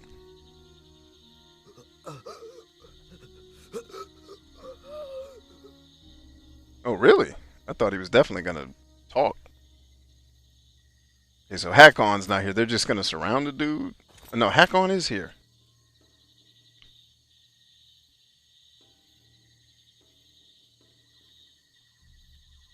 What kind of ritual? We conjured a tempest which dashed the Myrtanian ships against the rocks. King Ethorn was right. Robar's troops tried to close in on us.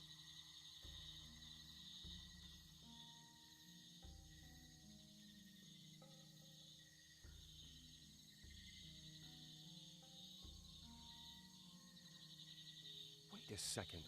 You're responsible for the storm. So the undead are... Myrtanian knights, paladins, and soldiers. Yes.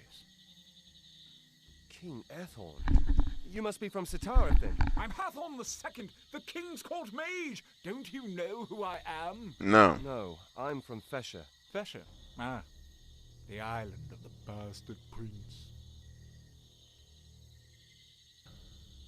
What did you call my homeland? The island of the bastard prince. Don't take it personally, it's an old story. Who's this bastard prince? The first king of Satarith had many sons, among them a bastard by the name of Melgin. Melgin wasn't happy with his destiny and attempted to seize power. As a punishment, his brothers banished him to some secluded island where he was to carve out a miserable existence. Huh. The village elders tell a totally different story. I'm not surprised. The story from Melgin's children must be totally different compared to the one his brothers told.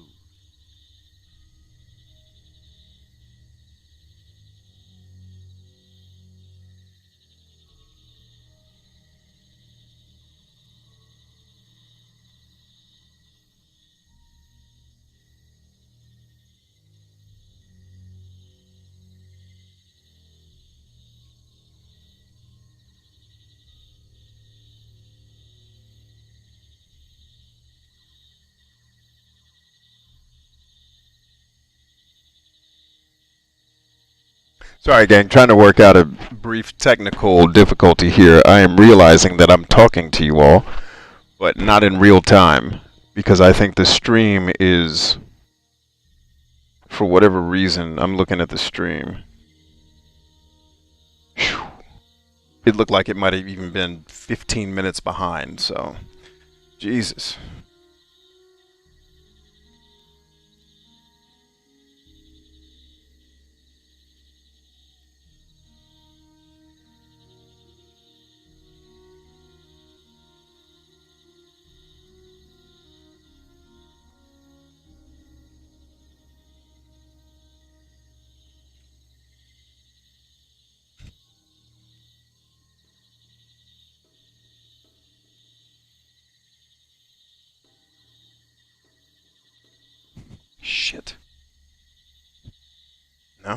That's not the issue. Okay, well, that's good news then. I don't know what's going on. So what's the situation in Satarith? To be honest, I have no idea. As soon as our outpost spotted Robar's troops, my king sent me to the southern shore. A wise decision. You mean Satarith is capable of confronting Robar's army? Yes.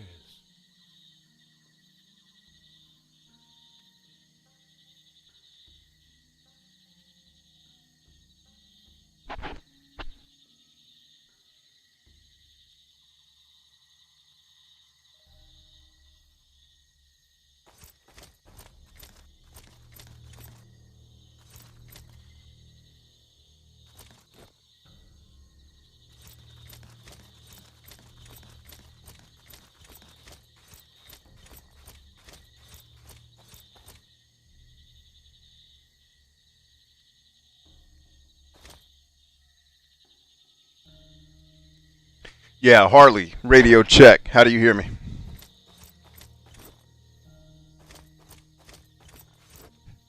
Yeah, because I had a whole conversation with you guys, and I'm like, damn, nobody's responding? That's not like this audience. Ain't no way nobody responded to that. So you guys probably missed a bunch of stuff to include why this picture is on the screen. I gave a whole damn speech about it that nobody got to hear because YouTube's been tripping all day today, though. Like, the earlier stream, and I meant to say this for everybody who's here, like, if the earlier stream seemed confusing and, like, disjointed and, like, I seemed out of place, I was, because I was not getting the comments. First of all, I wasn't getting them in a timely fashion. They weren't coming in order. And a bunch of the comments you guys sent me never even showed up in the comments feed until after I cut the stream off. Like, I cut it off, the stream went down, and then it published all these comments you guys had sent me that I never saw. So, like, the conversation with Jolly that I was having wasn't that I was missing what he was saying. It was literally YouTube was sending me stuff. And I was like, I don't know what I'm looking at. So, yeah, apologies. YouTube's been crazy today, gang. But what I said was, for those of you who are looking to start business ventures, entrepreneurial type stuff, or, and if you did hear this, I'm sorry I'm repeating it, or like a freelance career, at the bottom left-hand corner of your screen is access to a course that I've taught for the last, I think, 2 years. 2 years ago is when I did it, about a year and a half ago. And I took a bunch of entrepreneurs at differing levels through, how do you build businesses in 24 hours? And then how do you understand a lot of the counterintuitive things about entrepreneurship that help you go faster and be effective? All right, and I was saying, these are courses that if I took them to industry or took them into companies or places to teach, we charge thousands of dollars for that stuff. But I wanted to give you all something here as a gift. First of all, thank you for being on the show and being a part of us helping and healing people all over the world. Thank you. Like giving you thousands of dollars worth of stuff. But a bunch of you have ideas and have, dreams and things you want to get started. You just need a leg up. So I'm hoping this will be a leg up. Like Chris was talking about, his laptop's from 2012. Hey, man, go take this course. Go get some money and get you a new laptop. On me. All right. So, yeah, but the way to get access to it is just bottom left-hand corner of your screen. You would text the word Learn Biz, LEARNBIZ, all one word, Learn Biz, to 833-576-2460. Don't worry about me repeating it. It's on screen for you.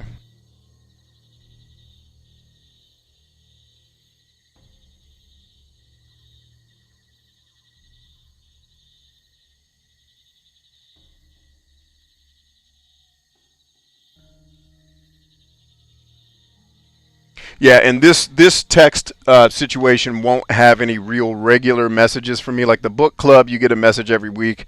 The Spartan coaching system, you get a message every week.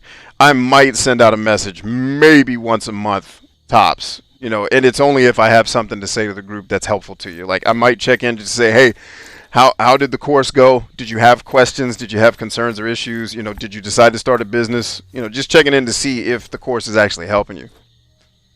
Or if there's other opportunities or things I can get you guys access to that help you go kill it, then we'll do that. But this isn't something where I'm going to be texting you with any regularity.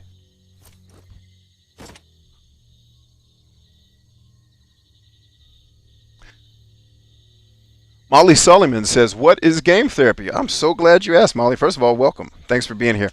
So game therapy, was born out of my experience in war, where, when you're in war and you're doing war type things, it gets hard, right? You're fighting every day, or you're doing something every day that's taxing you. And it wears on you mentally, physically, emotionally, spiritually. It breaks you down. One of the things that I loved that I had in combat was, no matter anything that happened during the day, the craziness, I mean, everything from learning that a friend of mine had been hit by a sniper to what have you, a friend of mine lost a finger. These types of crazy things happen on the battlefield. But every night, every afternoon tonight, depending on where we were on time, you would always come back to base and you would huddle up with your team and you would laugh and joke, and build each other up. And that laughing, that joking, that building each other up with encouragement and laughs and, picking on each other, the stuff friends do when they're together, was the glue that held our team together. But it was also what helped. If you've heard the ancient scripture, a merry heart doeth good like a medicine, from the Bible, it's the same principle. Us laughing together heals the pain of knowing about our friend that passed and all these other things. And it gives us a place to recharge, because we know we're going back out to that monster tomorrow. And there's no getting away from it. You're going back out there. We got to have something that gets the shit of the day out of us. And that campfire was it. Game therapy is how I brought the campfire to all of you, right? Because life, in fact, I can tell you from experience, life is harder than war. War is harder in some very specific ways, but war is by its very nature short compared to life, right? So think of war like an amplified version of life that is harder in the moment but lasts for a very short time, like running a sprint versus running a marathon. You're exerting more force to run the sprint, but the marathon is going to beat the shit out of you for a longer time. It's going to hurt more. Right, so I know all of you out there in the world, especially because my content, the things that I make, have always been messages I'm sending to leaders. I'm not interested in the masses. I'm not interested in the mainstream, because that's just a bunch of people who are trying to get a dopamine fix. They're uninteresting to me. I'm interested in leaders, people who want to make something. And it doesn't have to be art, but you want to create something on this earth that benefits another people. I know for a fact that if that's you, you're going through every day and you're experiencing the fulfillment and the joy of getting after your dream, but you're also dealing with the fatigue and the tiredness and the people punching you in the mouth, and the email that I got last week from a person that used to be a customer of mine that heard something I said and took it out of context and decided that now I'm an evil person who's trying to take over the world. Right? You deal with those things in business or in life. And I knew that this type of campfire for me didn't really exist. So I made it. And here we are. And welcome. You're welcome here. Thank you for coming. And so the format of the show is we'll usually start with a welcome, and you're kind of at the tail end of the show where we're just hanging out and laughing and giggling. We'll usually start the show with an opener, just kind of welcome everybody. We'll welcome the newcomers. Inevitably, we'll all start making fun of each other for all the regulars. And then we have a topic for this night, for the night. So tonight's topic was your 6 faces of personality. And we went through, if you're not a member of our book club, I'll flash that on the screen here in a minute if you'd like to join. Let me come back on camera real quick to make this easier for everybody watching. And so, yeah, tonight's topic was taken out of our book of the week from our book club and our 52 book challenge that we're hosting on our Discord server, and just helping people understand what are the traits that make up your personality and why it's important to know these things about ourselves. I also promised everybody that I'd give you a tool. If you've been around me for more than a week, you've taken this test probably 7 times already. But if you're new, this will be helpful for you. And my YouTube has gone nuts on my end, so if this doesn't come through, my apologies. But I just posted a link in the comments there where you can go to that link. It'll let you take a test and tell you about all the 6 personality traits that make up you. So these 6 traits, which you probably can't read there on screen, that we went over tonight. Yeah, there they go. Bam. We went over these and why they're important to know these about ourselves, but the test will show you how you score in each of these things. Right? High is not good, low is not bad. There is no objective good or bad. There's situational, effective, and ineffective. Right? So the more you can know about you, the more you can adjust your behaviors to suit you in your life and get you where you're trying to go. And so we'll do a topic like that. We have a segment we call On This Day in History. So today's This Day in History, 1888 was the launching. Today was the launching of National Geographic, which is huge to me because I love National Geographic. And then we get into the show. We play some games. This is game therapy. So the backdrop of our show kind of the TV on in the background is this video game we're all playing. We're playing a game right now called Arcania, which I love. This is one of my favorite games, or one of my more modern favorite games. It's not the most amazing thing in the world, but it is fun. And that's pretty much the show.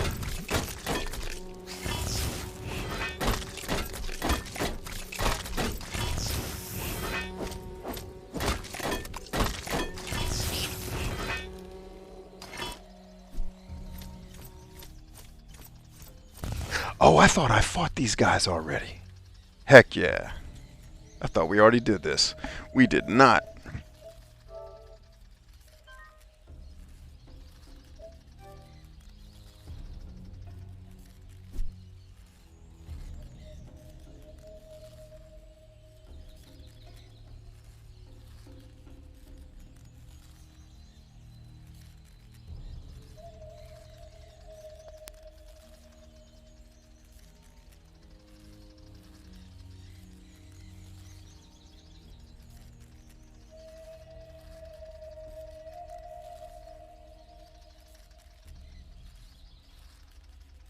Molly says, wow, that's incredible to know a little of what it was like out there for you and your teammates. Yeah, it was hell. But it was also heaven in a lot of ways. Some of my best and favorite memories of my entire life come from that battlefield, weirdly. As crazy as that may sound. Some of my most terrible memories do too. Molly says, ugh, absolutely, Bryant. I am tired, but I keep going for sure. So thankful for your welcome. Yeah, well, you're in the right place, Molly.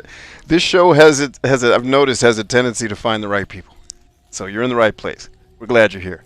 And inevitably, I'm sure I'll say something that pisses everybody off, because one of the taglines on this show is everybody offended yet? Because one of the things we do here is totally irreverent humor.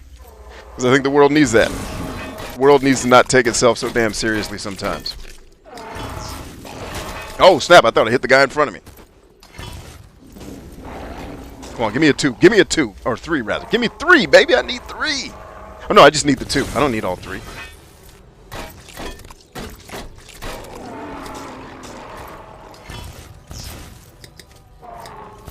There it is.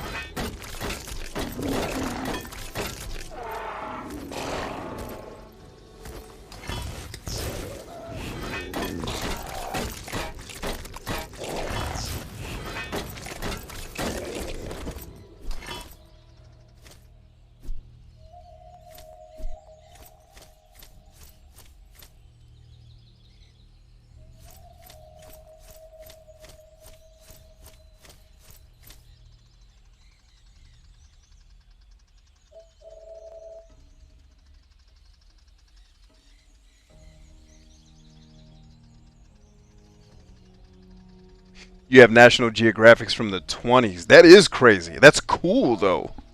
How cool is that?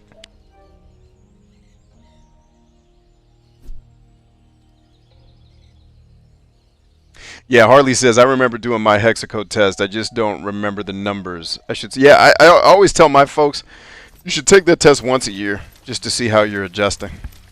You know, because the more, like, if you're hanging around my tribe of people, like, our lives are about, you know, self-education and developing expertise and building dope stuff.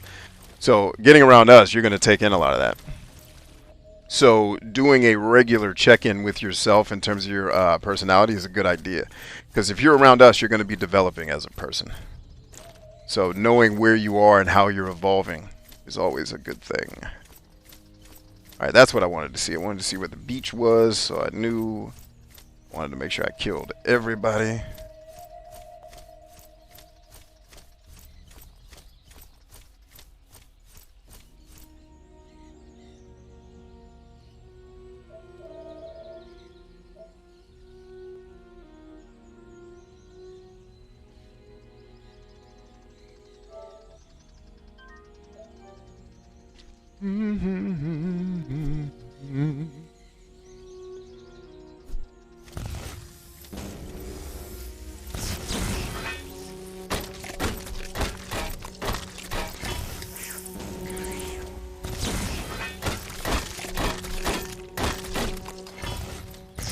Oh, I missed. I hit the wrong guy. Oh, well, come on, give me something. There you are. That's what I needed.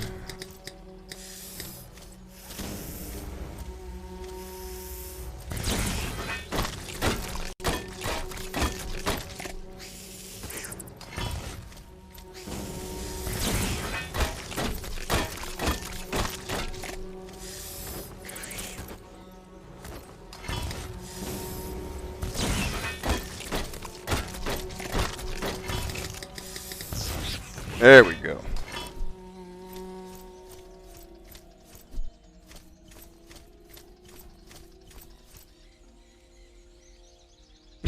Molly says, so yeah, I think I'm in the right place. Indeed. We're glad to have you. We're stronger because of you.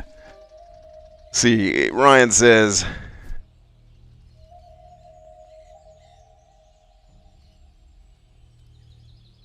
huh. Okay, Ryan's talking to Matricio. Wait, why am I hearing that? Where is that? I knew you tried to flank me. Trying to be slick. You ain't slick. Come on, B.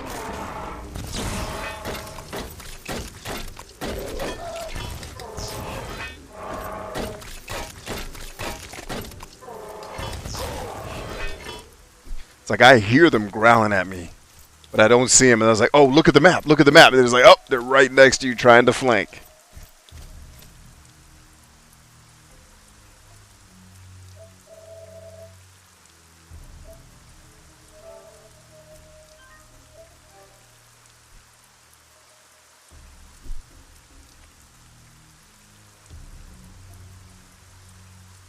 All right, did everybody get access to the Learn Biz, the Soldierpreneur course?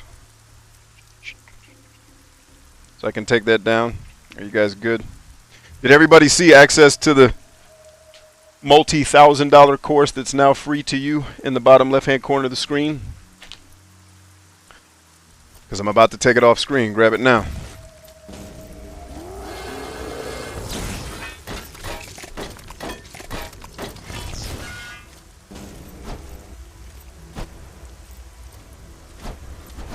I need 3. I need 3. I need 3. Come on, give me 3, baby.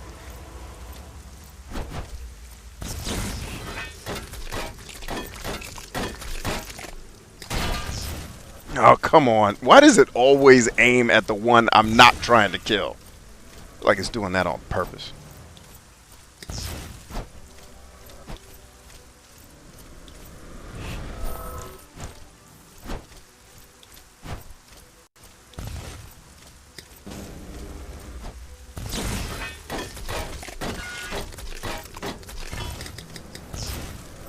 Now that one was on me. I got that.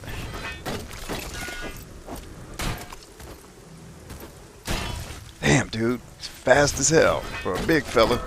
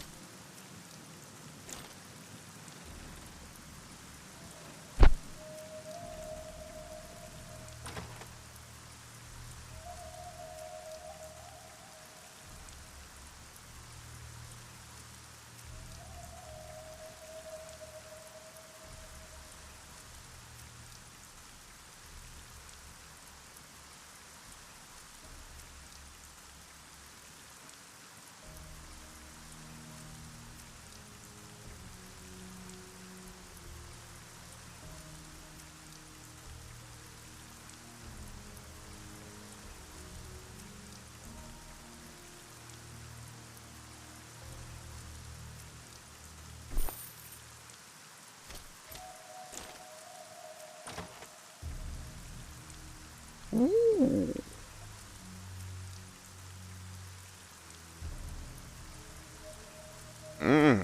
Yes.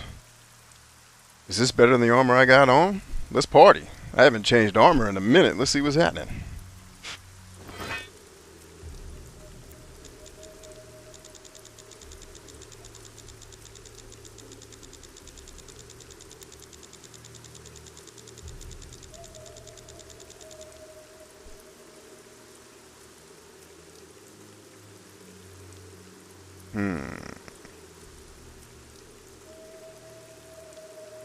Alright, so 120 goes to 140. 45 goes to 50. 20 goes to 30. Health drops 1. Stamina. Damn it. Oh, no. I'm not pulling that from there anyway. So Health and stamina drop 1. Melee power drops 1, but I get a lot more gangster from everything. Really wish this would also give me here we go. Where's that other bow I picked up? That joint sounded like it was strong. It actually is pretty strong. Yep. Stronger than one I got. Next. Excellent.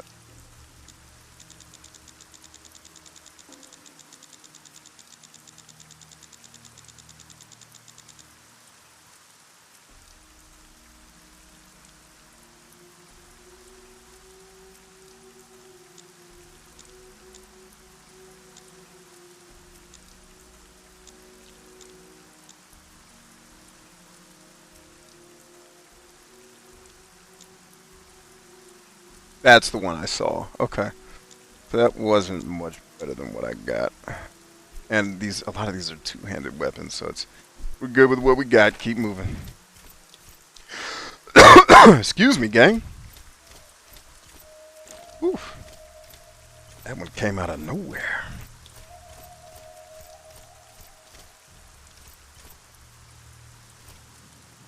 Just making sure I didn't miss anything. No hidden items. We're good. We're good. Hallelujah.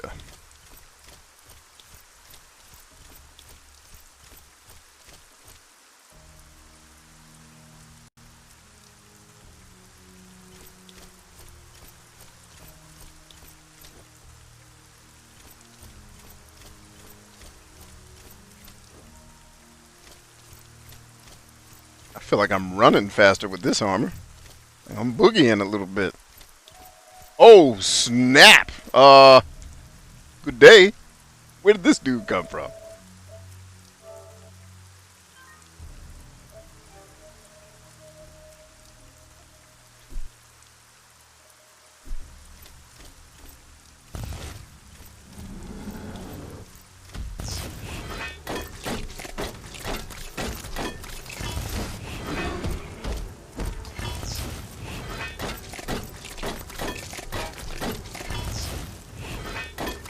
This dude is strong as hell.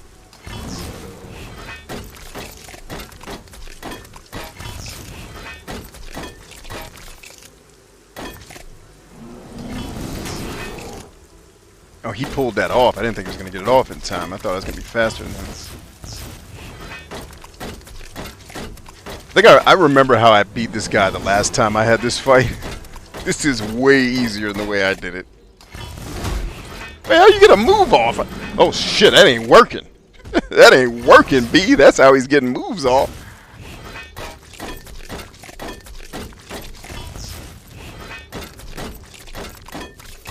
Now roll out, because it looked like he lit up green.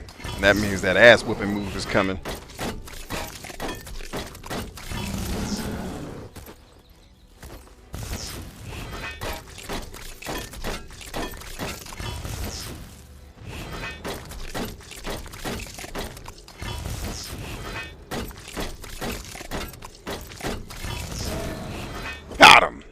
I love that spell takes the last, I think it's 20% of their life. If you hit them and they got 20 left, it just kills them. That is genius, whoever came up with that. Oh, God, can we get these guys to make some more games? I realize nobody liked this game, which is why we ain't getting too much, but I liked it. I'll buy 10 copies. And I'll send them to all the journalists that made video games suck because they tried to turn it into art. Bastards.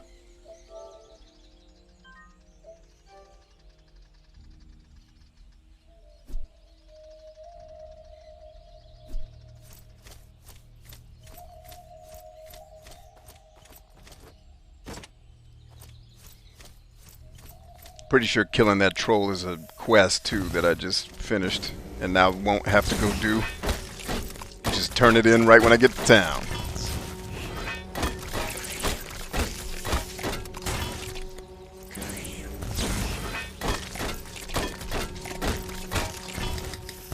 Oh, you missed, you whore! Thank you.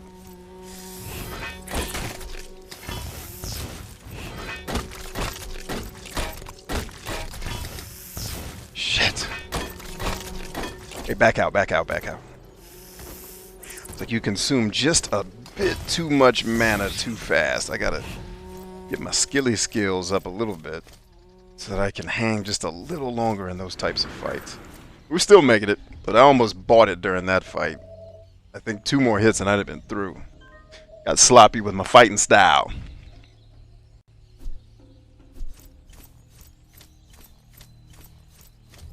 Alright, so this is Satarif, right? Hell yeah, Satarif. So what I'm doing, what you guys are picking up on here, is I'm just out here doing all the quests before I have to go to town and talk to boring people, so that when the boring people chit-chat starts, they'll be like, hey, we would like you to... We already did it. Here. Quest, experience, I'm out. I don't have to listen to people talk. Now, I'll gladly sit and listen for hours if the people talking are interesting. But not if I gotta listen to jibber-jabber written by a damn English major.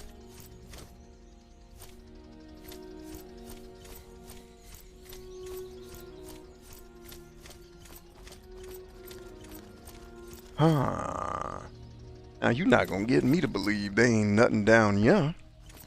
You not about to get me to believe that. Hold on. Let's just real quick get a save in case I'm getting ready to jump this guy to his death.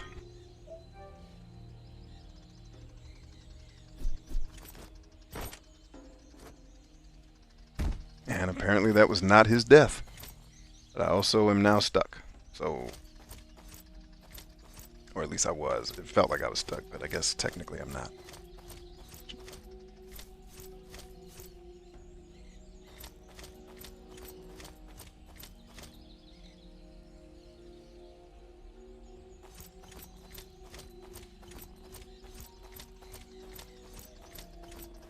Head on a swivel. I may have taken that a bit too seriously.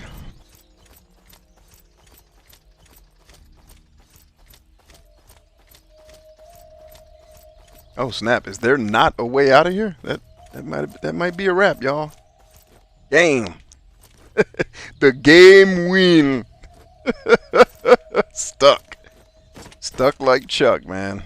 Okay, well, good thing I saved the game before we got here, because this might be einen wrap. I'm not gonna let it be though. B knows how to do it. Look at B showing them how it's done. They don't know me. I can get out of anything. What's up, y'all? Stay black now. Alright.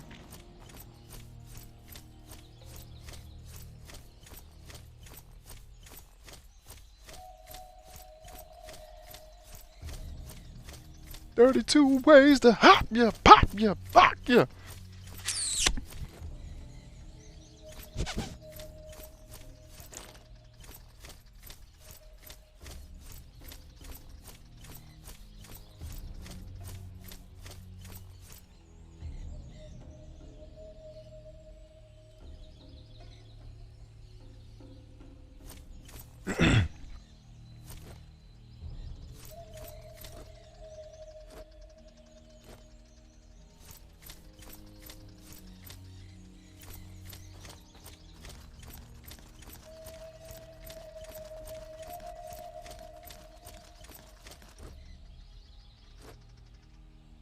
Oh, I remember this dungeon. Yes, I do. I remember this. And didn't Star Wars... So Star Wars, damn Jedi Council of the Fallen... I don't know the name of the stupid-ass game that should have just been Jedi's swinging swords and they made me do frickin' Tomb Raider. That game... I think they stole this dungeon and put it in that game, because there's a fight scene in that game that's very similar to this room. This must be a common thing in these types of games. I almost thought the shadow beasts had devoured you.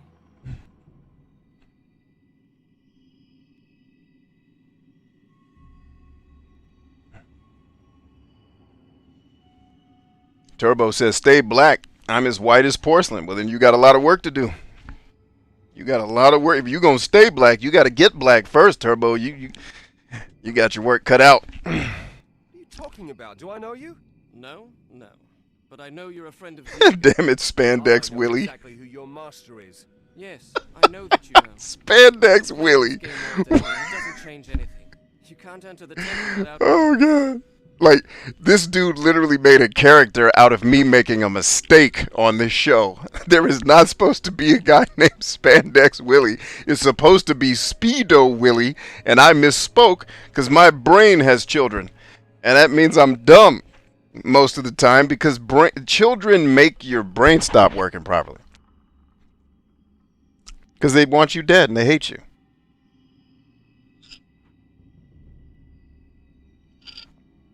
This is like a better version of Doom. I could see some of that. I almost played Doom today on our earlier show. We just did a quick hangout, kind of circle the wagons. How's everybody doing? Day after hump day jam. Oh, yeah? And why shouldn't I stomp you into the ground right here and now? You see the stone block with the chains? It's the bridge to the temple. We need to trigger its mechanism simultaneously. And it takes two people. There's one path to each lever. One is full of traps, the other is full of acid.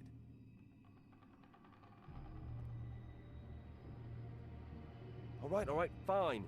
Which path do you want? You choose. They're both easy for me. I don't remember which one of these I did last time.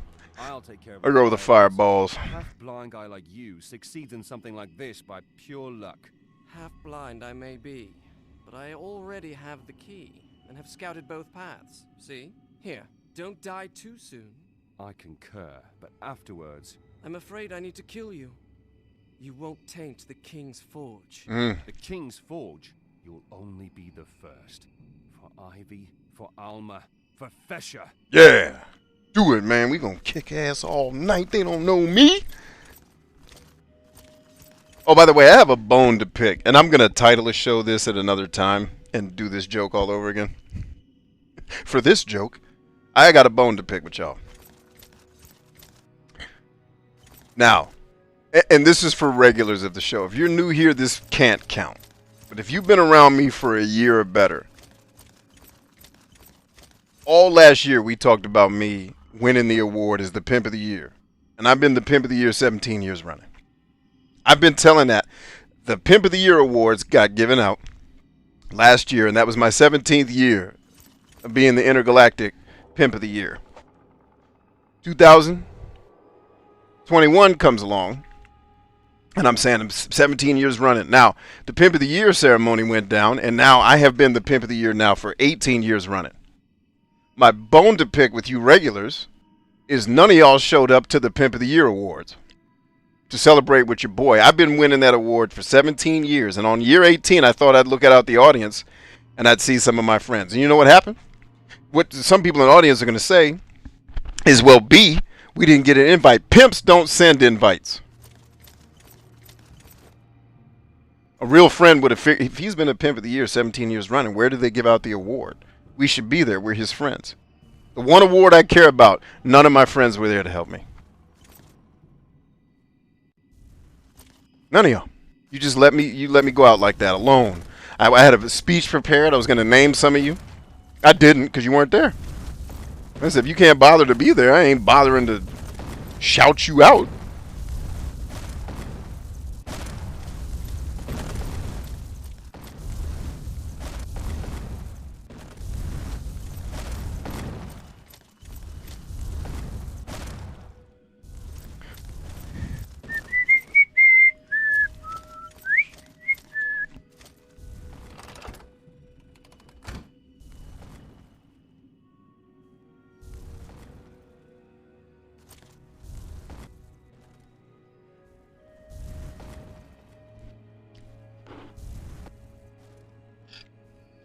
Harley says, hey Brian, what do you know about object permanence when it comes to people?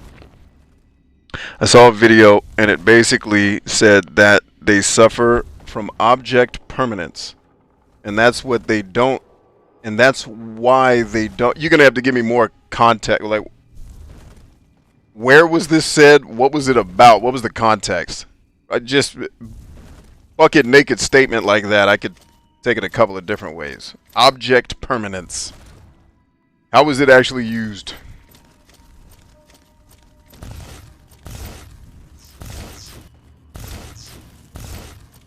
Trying to kill that fool. Fuck him. I don't know if I was supposed to beat him up here or not.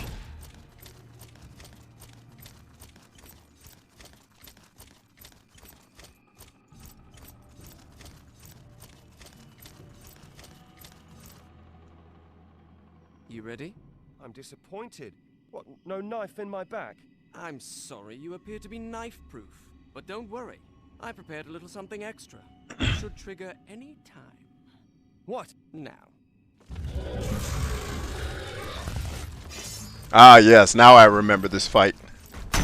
What? The laws of physics were broken to make this game hard.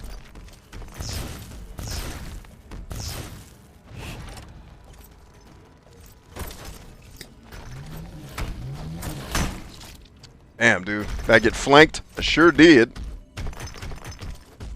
I actually remember this fight being somewhat difficult. Especially because Rockbiter's over here. But I do remember using the terrain to my advantage here. Memory serves me right. Can't hit me when I'm hiding.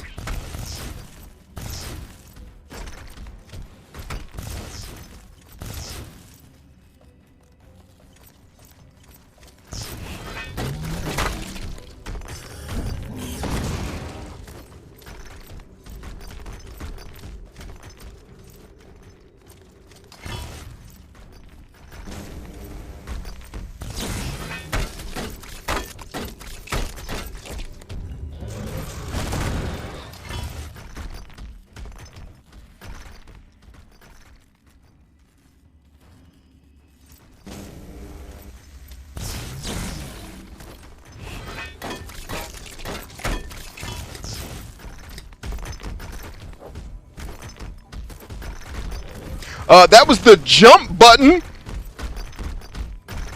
Por favor. Damn, these dudes are... How are you so fast when you that big and heavy? Fuck out of here.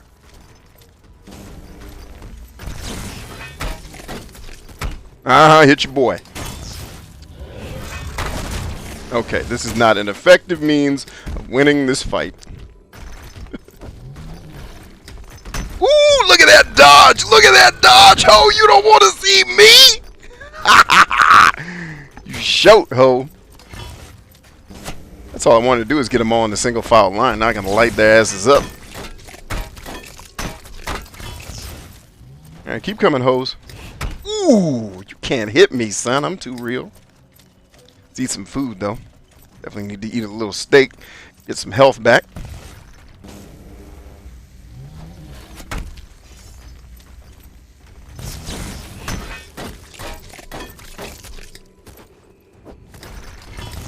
Got his ass. Fuck him.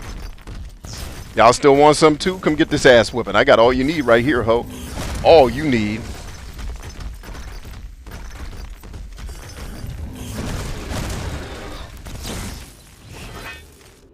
Oh, stupid ass tree got in the way.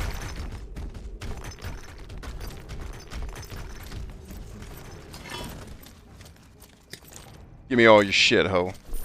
Punk bitch.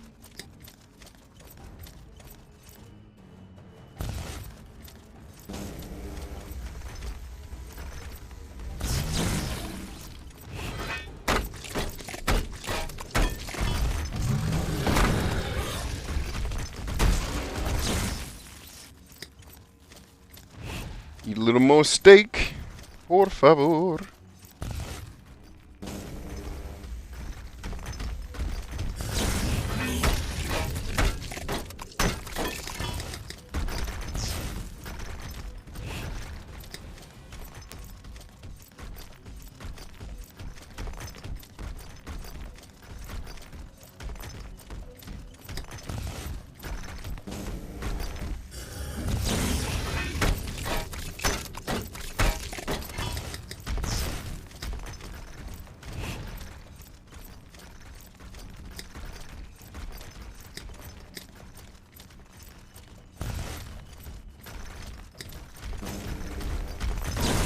Got your ass, ho. 2 down, bitch. All in your ass.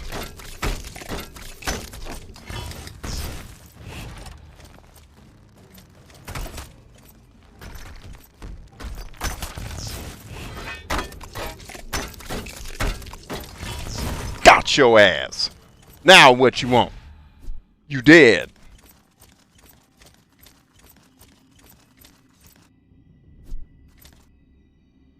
Okay.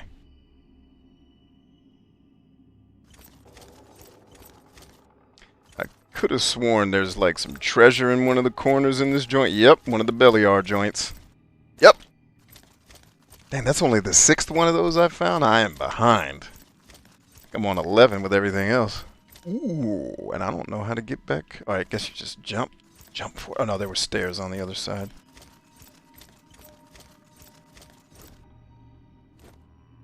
Is this pickable? Nay, it is not pickable.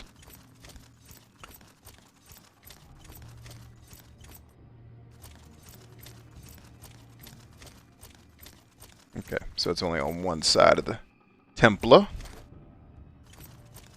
Where's that dead ass hoe guy? Yeah, you did. Fuck him.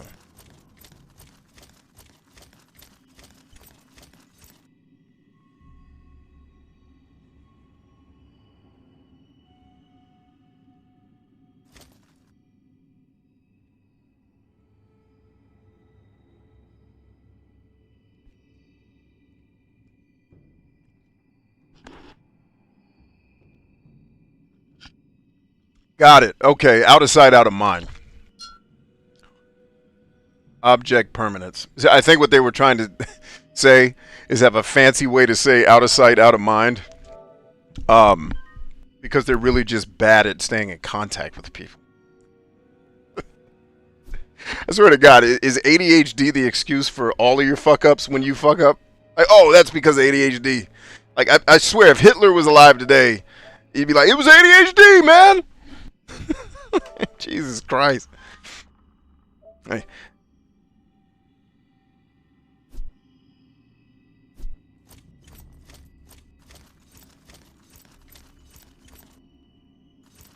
And that's coming from someone who is both bad at staying in contact and has ADHD. I will never use ADHD as my fucking excuse for not keeping in contact. I just don't.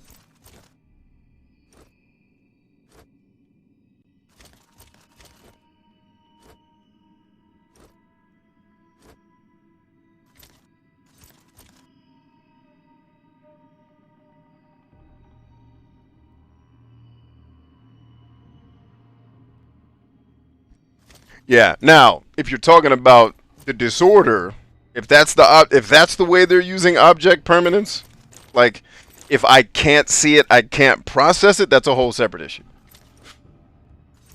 Whole separate issue, man.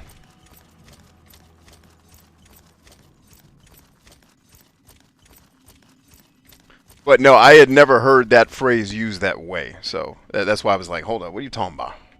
Let me make sure. Let us define our terms so that I can give a halfway, not ridiculously unintelligent answer, which my answer probably still was, but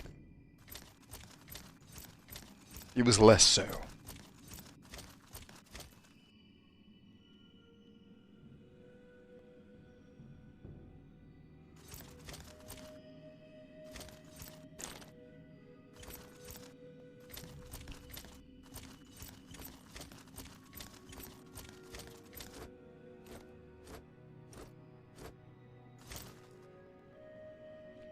I just think, oh, anyway.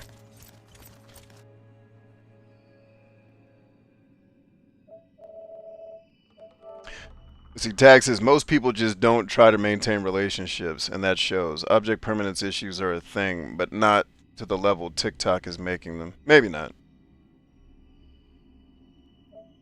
I mean, I guess my whole thinking is, if I really, really, really want to do something, I'm going to make time and the effort to do it. So if I haven't stayed in contact with you, the real honest answer is I haven't prioritized it. You know, and like if you're a person like me you know, you even have to define staying in contact. Because, like, I don't usually want to just call people and rap on the phone for hours at a time unless it's people that I enjoy having conversation with. Like, I'm not, like, my mom hates that I'm not the guy that will call every month. How you doing, Mom? How's the dog? Okay. Like, I would rather shoot myself. I'll send a text, be like, hey, do you need something? Are you good? Cool. Let me out of here. Oof. So, I get it. But my thing is, you can make excuses, ADHD or object permanence, but the bottom line is, if you really wanted to stay in contact with this person, i.e. if your life depended on staying in contact with him, you would. Why are we making excuses? Just tell that person that, like, the method of staying in contact that you're talking about ain't the way I keep in contact. Like, what do we need to talk about? We just need to rap. About what? Just to rap. I ain't rapping just to rap. Get your ass out of here. You know, and nobody's ever said we need to catch up just to rap. I'm making up a hypothetical person for the sake of this discussion.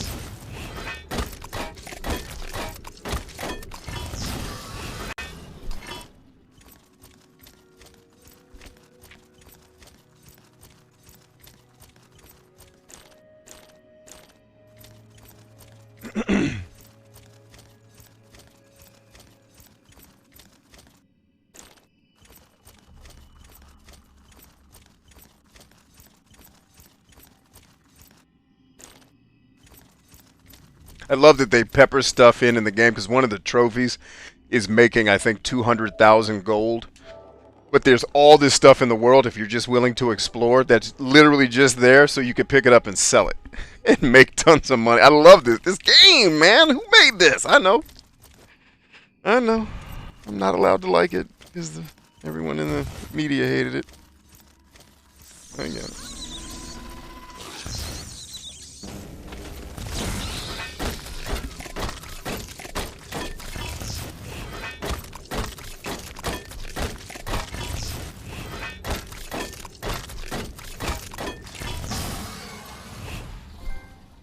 The Arcane Reaper is that I threw 300 lightning bolts, or killed 300 things with magic.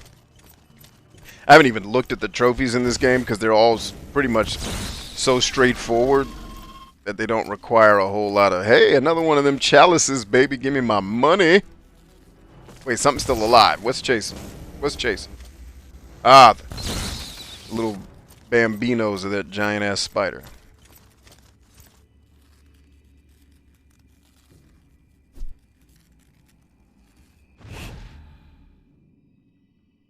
Why can I still not save the game? Oh, I got it.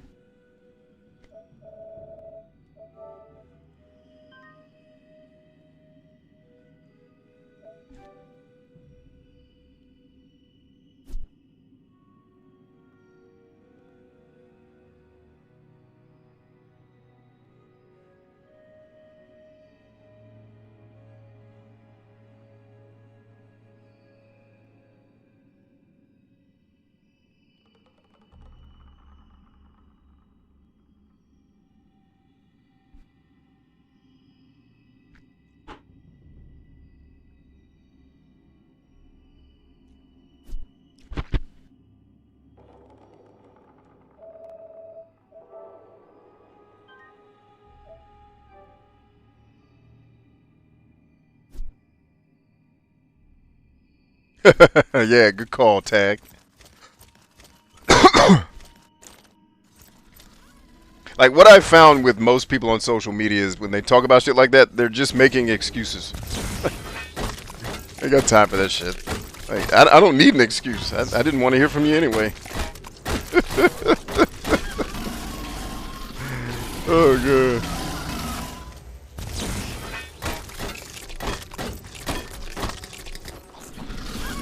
My wife would be going nuts right now at this part of the game. Like, nah, I hate giant spiders.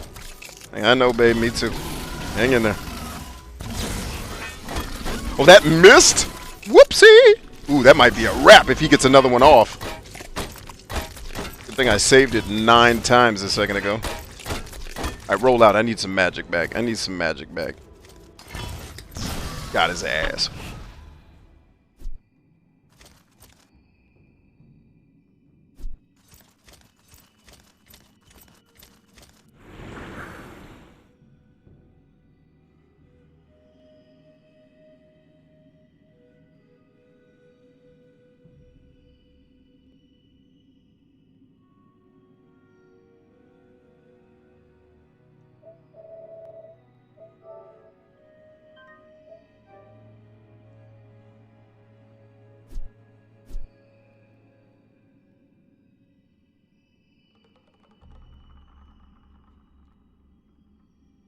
It's funny, Tag's talking about that internal silence. Like, I never took medication. I just learned how to turn all that shit into kicking ass. It's like I'm gonna master all these motherfucking things. They keep talking. Get your ass in here and work.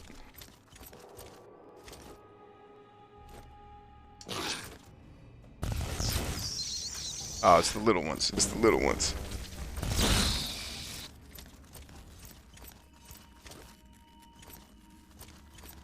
Put that busy brain to work.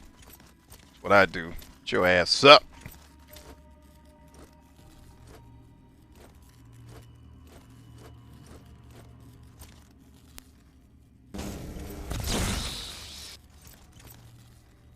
Tag, did you ever find that before medication that to fall asleep you usually had to do it not in silence? Did you have to have something else planned to occupy that space in your head?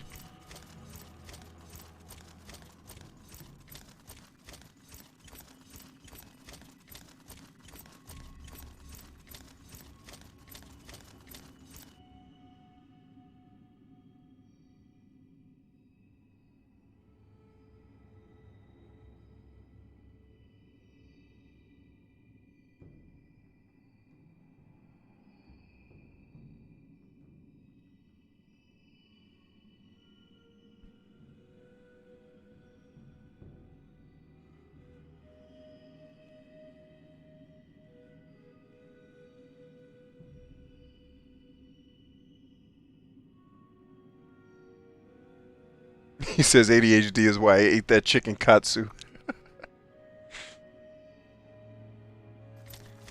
Scooby-Doo. Actually, before we do all that, let's check it. Just check it.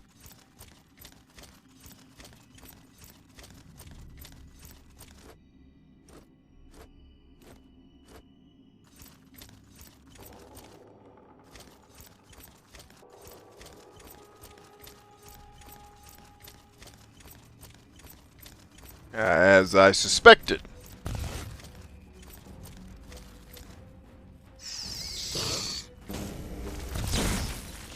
Are you serious? I missed? I didn't know you could miss with those. That's stupid. This game's head crabs, but they're way less lethal.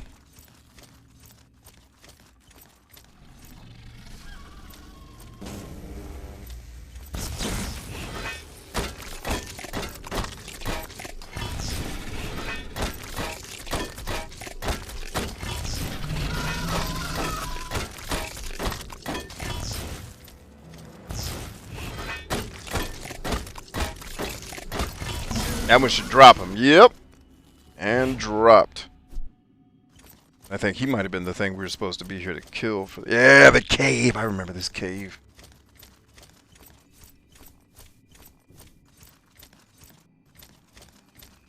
Alright, we are pretty much up on time, gang, so I'm going to finish up what we're doing here, and then I will bid you all a fond good morrow. As soon as we get up out of this cave of killing-ass giant spiders, we'll be good. Uh-oh. Speaking of killing-ass giant spiders.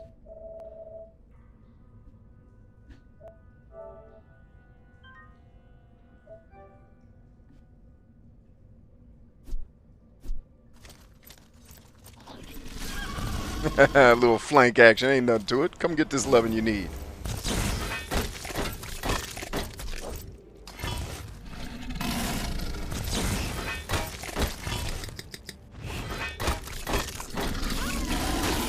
Woo! Come on with it. Come on with it down that hill, boy.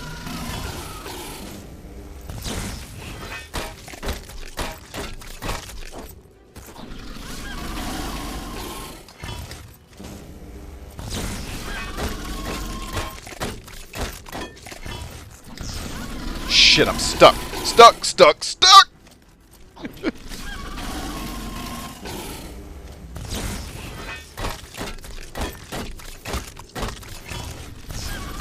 I was really hoping that was going to get his ass. Please! Thank you. I was like, please, one more hit and I can live. Please, Jesus.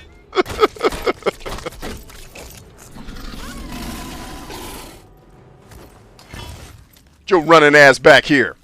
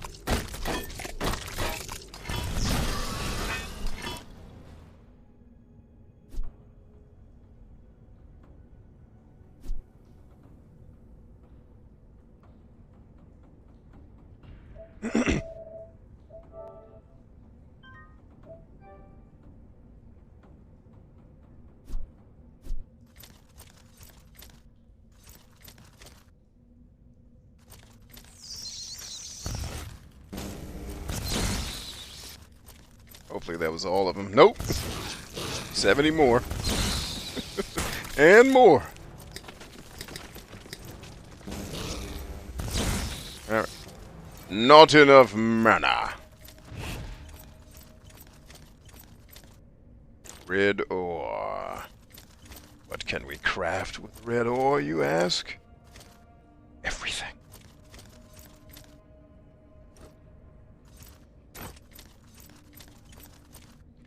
Tell you what, those 2 pieces of red ore that these giant spiders were guarding must be worth everything.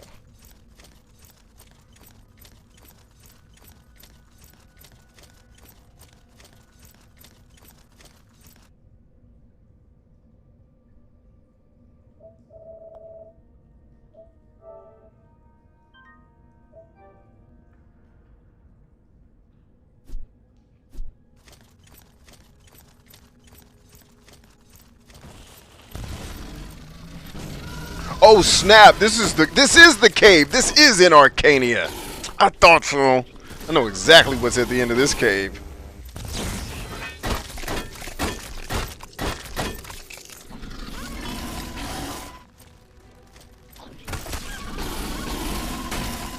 Oh man, come on, cheap shot ass. Just trying to break contact. Jesus. Game. I tell you what, this game on the hardest difficulty ain't the hardest game in the world, but you will get your ass beat if you do not come prepared.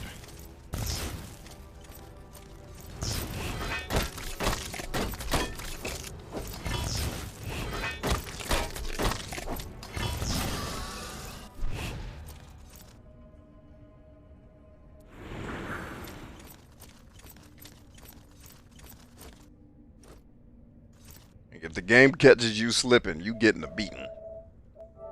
I've been killed by those stupid ass. I've seen the character die fighting against them damn wasps. Like, damn, brother, wasps got you? Yeah, brother, wasps.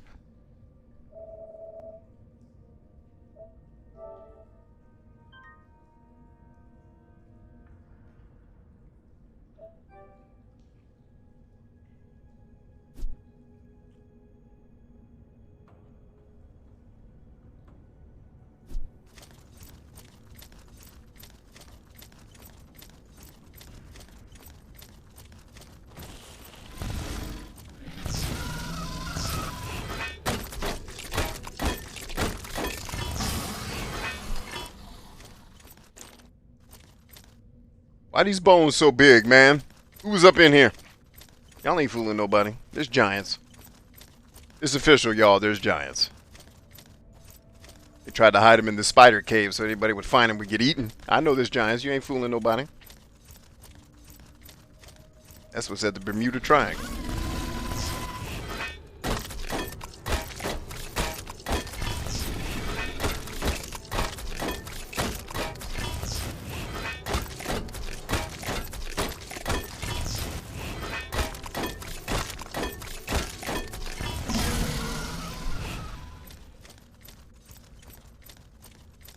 1 second, man. Me want to know how many level up points me got. Bocce ball. Me got 28 of them.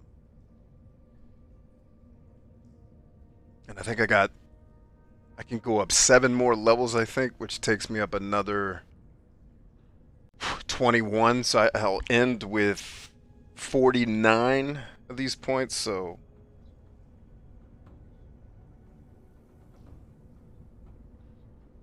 7, 14. Damn, I'll damn near have to do it just to get a spell maxed out. Okay.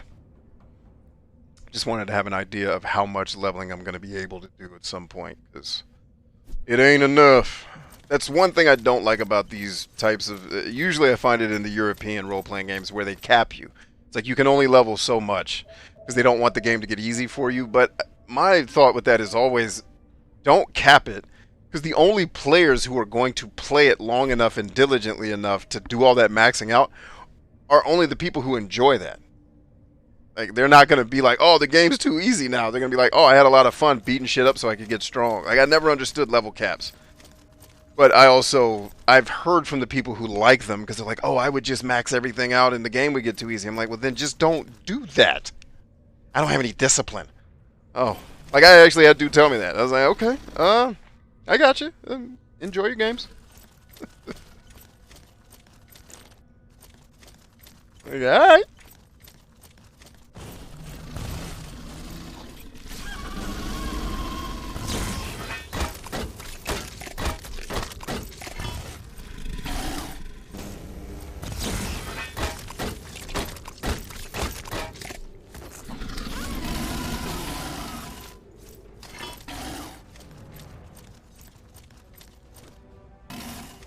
Damn, dude!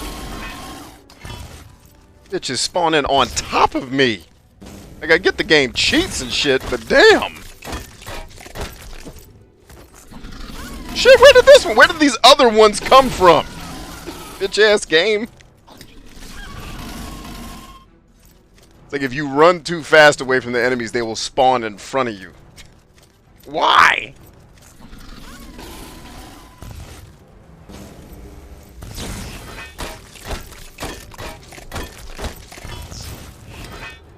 Mm-hmm.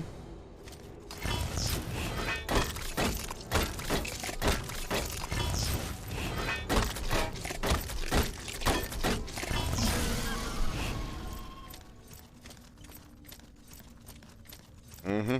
Going back to get that. I'm going back to kick that ass. You ain't gonna run me down, ho. You don't know me.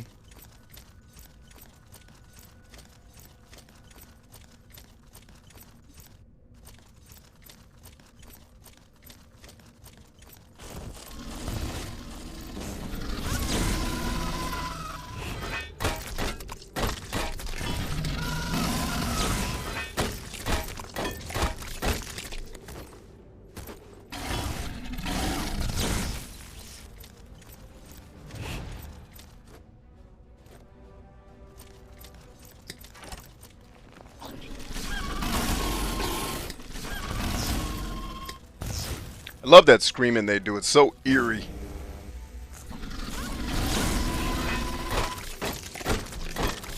It makes the scene more scary. Like, oh shit, they coming, they screaming and hollering, they gonna kill everybody. Are y'all struggling to get down the hill? Come on, babies. You need this ass whipping now. Bullshit. How are you gonna special move me through your friend? I guess you guys are friends, right? Aren't you friends? Bitch ass spider hoe. Yeah, now let's talk about it.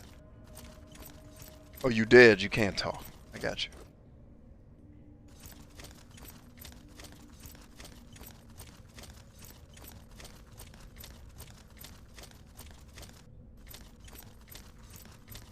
This is the last hallway, I think, before the boss, right? I think.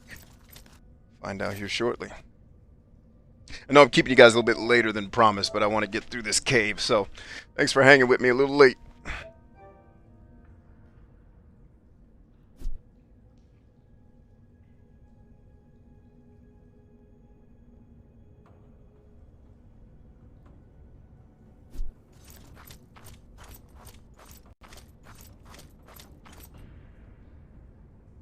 Ah, magic ore.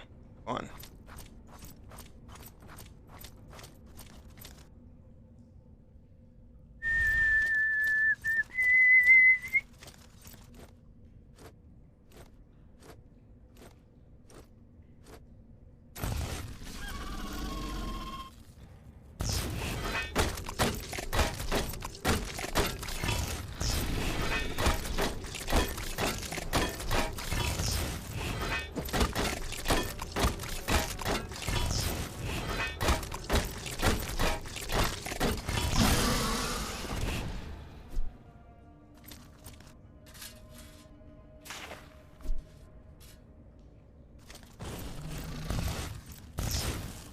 Ah, damn it, there's two of them. Really hoping there wouldn't be.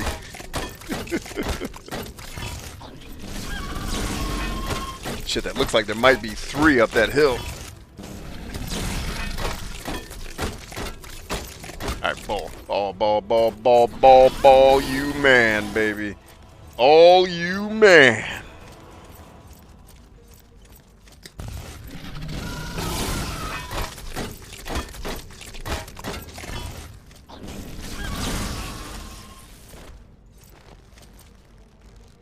Shit! What the fuck was that?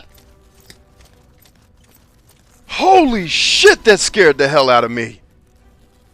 Fuck! Oh, God. Like, imagine having a giant spider just land on you in real life. That's what that shit felt like. Just, God damn. Oh, that was a glitch, by the way. The game's not supposed to do that. Oh, shit.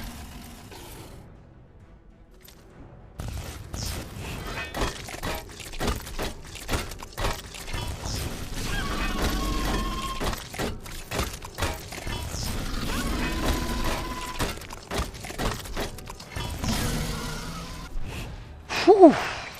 That effed me up, dude.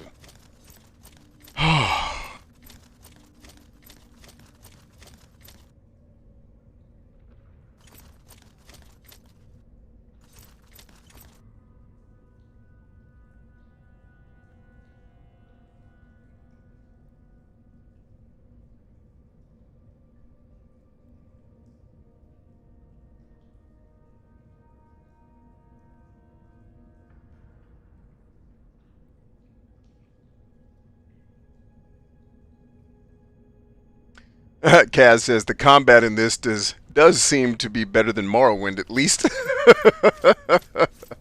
While that's not saying much, that is a true statement. Very true, Kaz. Well said.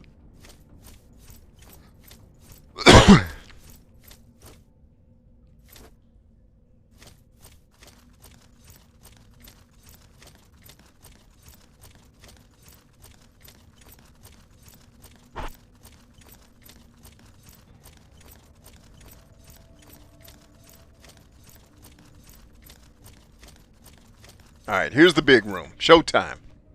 Now, let's see if my method still works for this fight, because it's an awesome method. That's awesome. Full of awesomeness.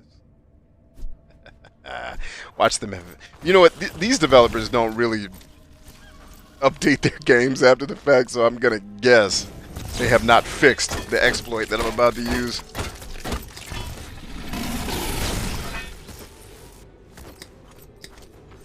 Alright, now they're gonna spawn again if I'm not careful, so really don't want to have damn spawned frickin' spiders on top of me again.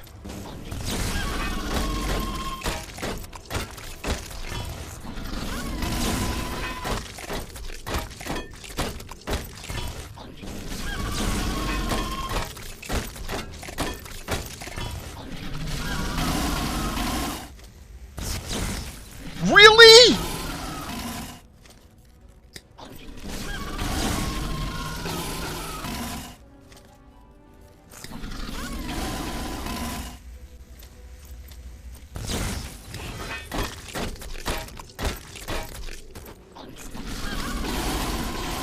Start to work our way back up towards the objective. That way, when they give chase, they'll be going back to their natural spot. And I can garner some more magic by the time I get there. And then they won't run away from me when I get ready to kick ass. Bitches. Oh! You don't want none of me, ho. You thought I was on the run, ho? I wasn't on that run. I was luring you in, getting you comfortable, and then I whooped your monkey ass all night. Look, I hit every part of your body with this hammer.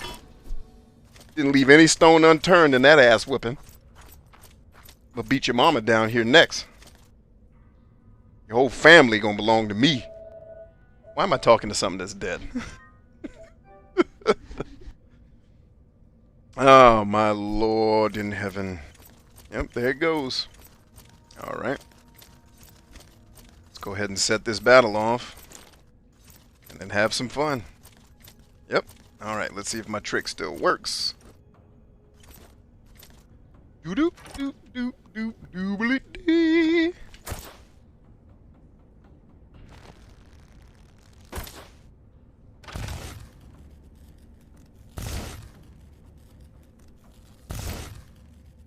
There you are. Come on up here. I see you. Gotcha, bitch.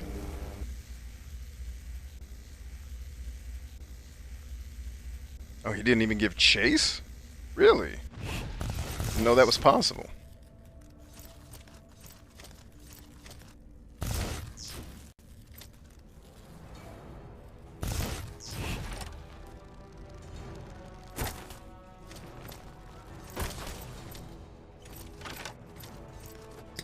Shit. Don't miss the jump, fool. Now we ready, ho.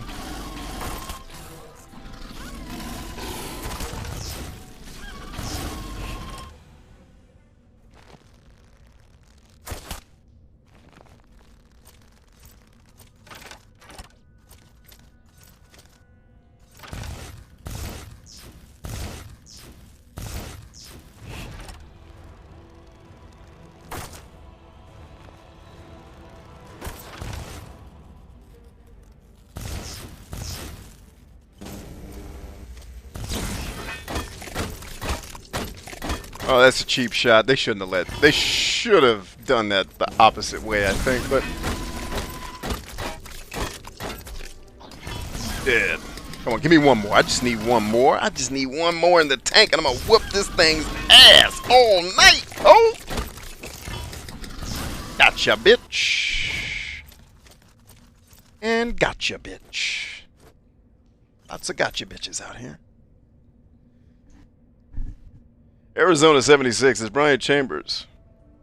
What is your MBTI type? And he goes on to say, Brian Chambers, I think Fly Guy wants to know something about your type. Affects your class thingy with the level doodad. What?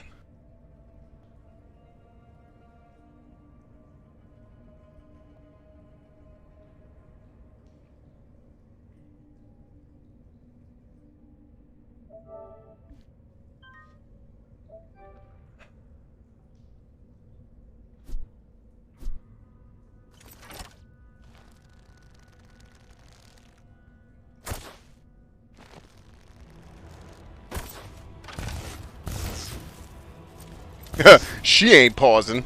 You better get your black ass out of here. She is not having that shit.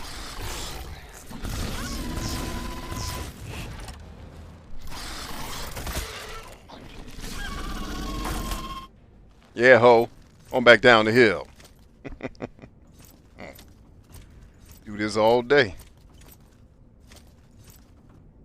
Triple cheeseburger.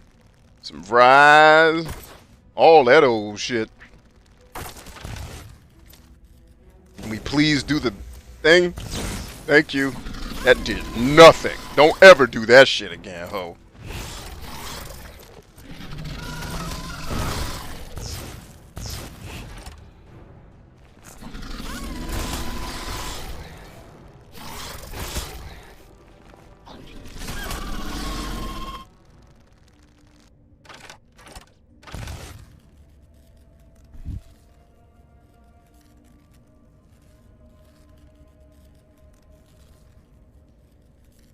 Kaz says, I think experience and levels are basically just ways to adjust the difficulty of games to your liking. I'll buy that. I don't believe games can really reproduce actual difficulty. But I agree with what you're saying. You trade time for making it easier. Well, I trade time in the short term. It's not really to make it easier. I will play longer in the short term to make the shit at the end take less time. It's less about making it less challenging, because there's no way to make Outward less challenging other than getting better gear, right? But I will fight my ass off in the earlier stages to get stronger, because it'll make the later parts that would normally take a long time take way less time. So it's like, if I'm going to invest X amount of time in a game, let's say it's 20 hours, I'd rather front load 10 hours of grinding so that I can enjoy the back half, right? And not let the, like, my thing's less about difficulty and it's more about time. Like, I don't want to spend 40 hours at the end of the game fighting a thing if leveling up will let me kill it in 3 hits. You know, to me, it's more of a time thing. But your statement is correct. It's just my perception of the reality is more about time than it is actual making it less hard. Because what is difficulty in this case is just how much health points this thing has and how much damage each hit does. I mean, technically it's difficult, but you're just making me take more time because I do less damage. Leveling up would allow me, hopefully, to change that, you know? But yeah, and easier too. Like I said, easier is not a wrong statement. It's just, it's definitely more about time than it is about difficulty.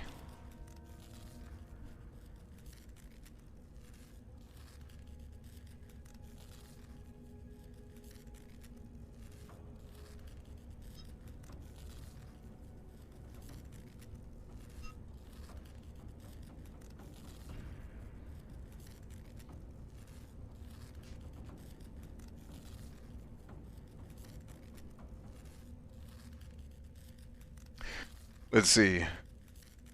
Arizona says, I thought he was an ENTP due to being so analytical and conversative. I don't know what conversative is, but analytical. So therein lies the problem with the Myers-Briggs. Alright? It's like it pigeonholes people. What you don't know about my Myers-Briggs is that if you actually look at the data, the N, the T, and the J really don't matter that much, because I'm borderline on all of it. And a lot of that has been social conditioning I've done to myself, right? So some of it's genetic, yep, and some of it's been me conditioning myself, right? But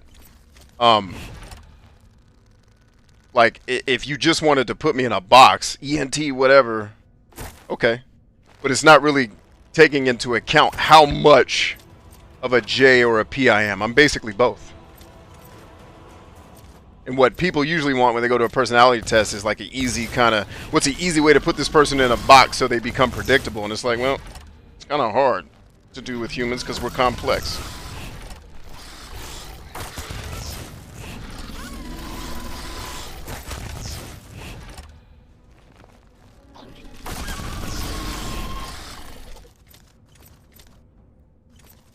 Now, something I want to try. Let's get into some actual fisticuffs here with this thing and see if I can go toe-to-toe with it.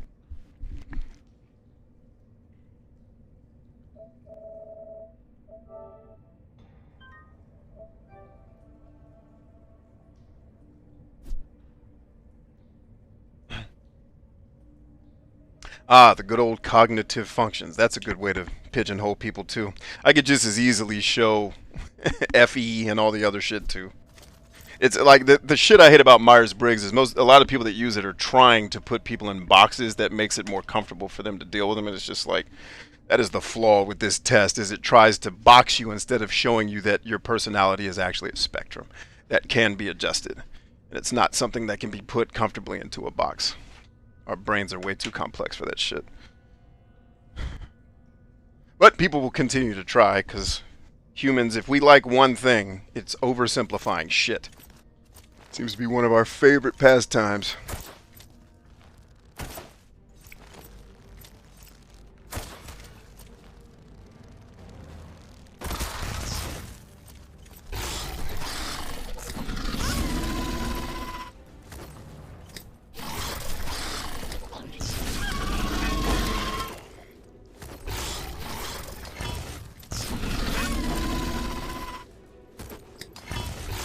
I don't think I've ever fought this thing toe-to-toe. I've always cheated. This is interesting. Ah, you got me on that one. Holla. All in ya. And that one too, ho. Peace.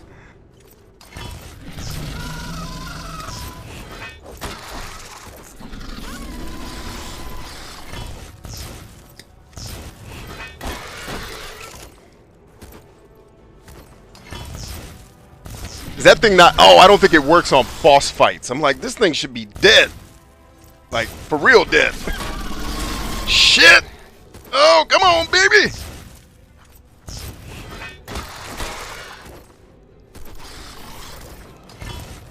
There we are.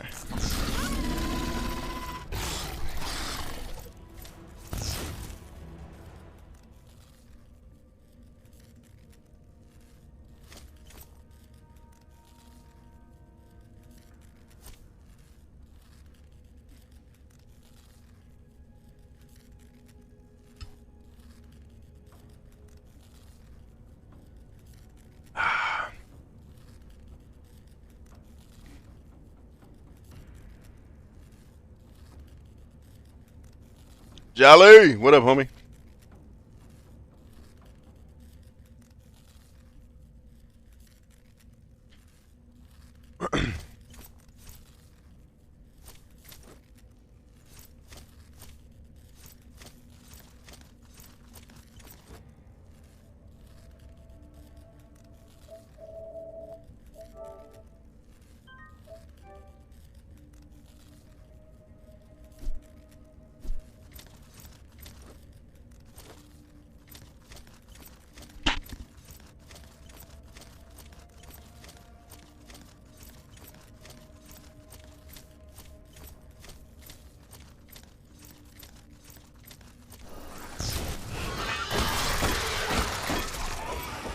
Damn, she only gave up 750 for all that fighting?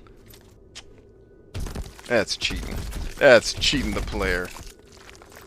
That's cheating the player. Come on, man. 750.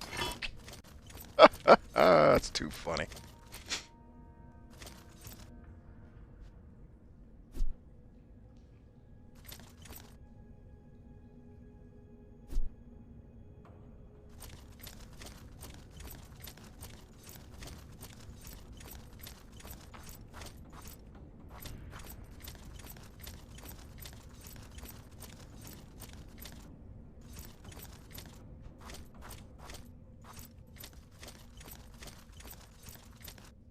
Alright, we did it, y'all. And I didn't even go get the quest I think that's supposed to take us here to do it. Because I don't care. Stay on mission, let's kick ass.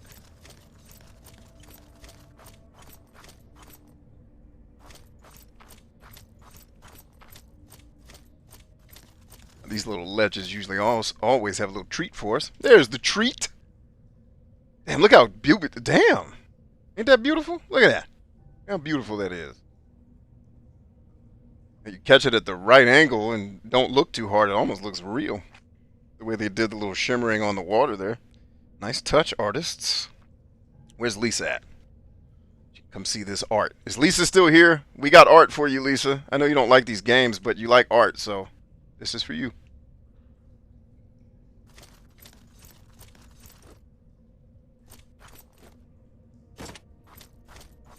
See, that was me demonstrating my FE tendencies. When I'm supposed to be an FI.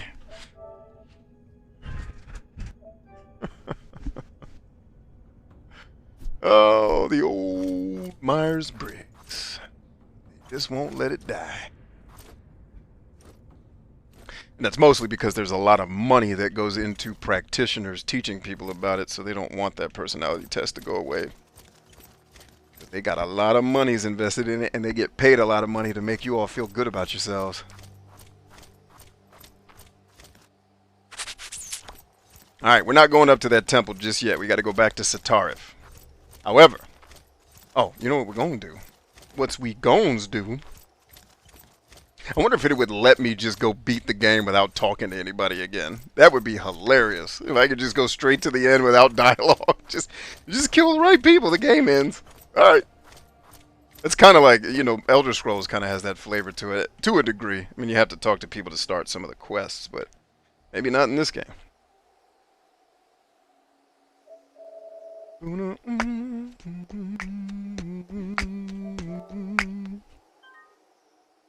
I'd like to see Bryant play Arma. Look up Bryant Chambers Legacy, Arma 3 on YouTube. You can watch me play Arma. I did it many years ago. Somewhere around 2014 or 15, I believe. And it was a gloriously underwhelming event, because that's it, like, Arma is when nerds are allowed to make games about war. It's like, you know, Call of Duty and Battlefield, that's artists and journalists making games about war. Arma is nerds making games about war. And both of them have their pros and cons, and I want to play neither.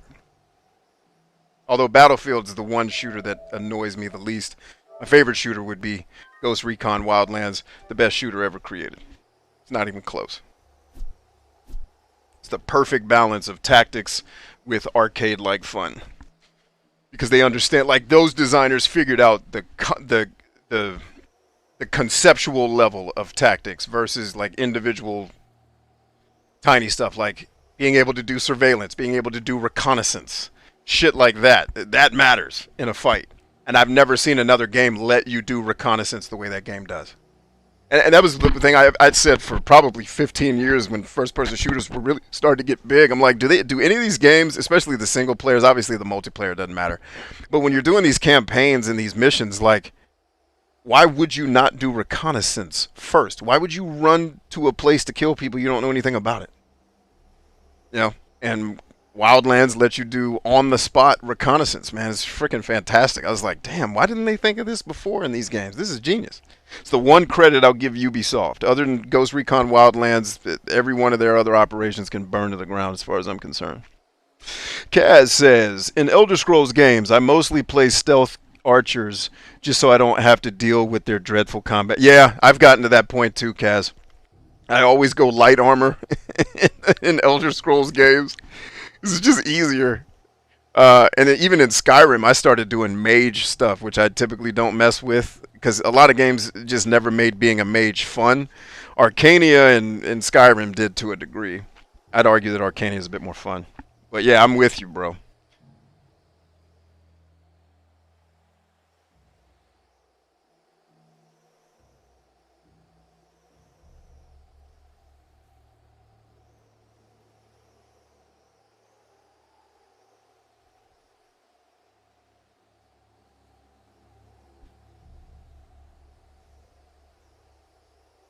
Molly wants to work doing 3D lighting for film or games, and I'm having such a hard time getting a portfolio together. Make your own shit.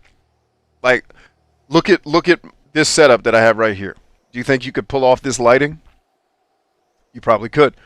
Right? So start doing it and start running shows where you do it for yourself and document it. Right? And that becomes your portfolio. Instead of going into a company to do it because they won't hire you, start your own stuff. In fact, you probably have a whole lot of good ideas for things like little short films or things that you would like to shoot. Do them. You know, and do them in ways that showcase your skills, so that, and tell people, be honest with people, and specifically do it on social media so that people can see, like, hey, I'm Molly. I'd like to get into, you know, lighting and set design for film, so I'm going to make videos about me doing that around my office and trying, or my, whatever your space is, doing different shots, doing different videos, doing different things, different action, you know, acting out different things. Or you can get people to do the acting if you don't want to be on camera. And just build your portfolio doing stuff on yourself, like film indoors, shoot stuff outdoors, which is impossibly hard to light when you're trying to fight with the sun and trying to get it balanced right. You know, if the sun's not where it should be, or if you're filming in the shade. Like, lighting is the hardest part of production, at least in the areas of production where I've been involved. I've been on the talent side, where I'm the talent on the camera, talking on the microphone or whatever. I've done the lighting. I've done the audio engineering side. Those are kind of the three areas where I have a lot of domain expertise. Lighting is easily the hardest out of those. Sound is probably the most tedious and annoying, but once you get sound right, it's kind of right. Lighting, ugh. What time of day am I filming, and how much light's coming in the room versus, and I got to offset it. You know, so you could start to get a taste for like just getting this lighting the way it is right now. And in fact, this, let me do this real quick. The preferred way I like this, this isn't how I prefer it to look. Let me do this real quick. Just face a wall. That is how the room is supposed to look. When I look outside, I'm going to get a lot of greens and whites that are coming from my monitor onto my face that I don't really want.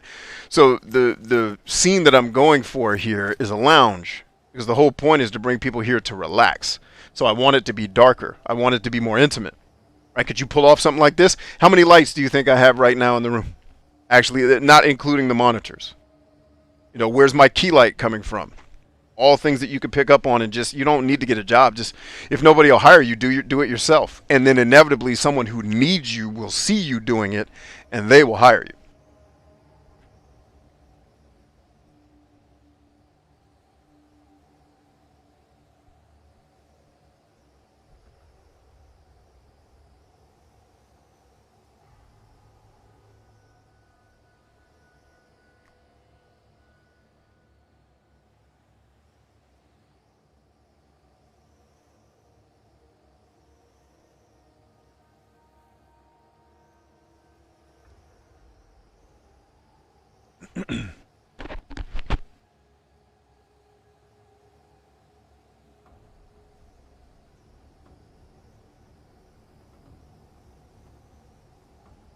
All right, I'm gonna get y'all out of here. I'm gonna get me out of here.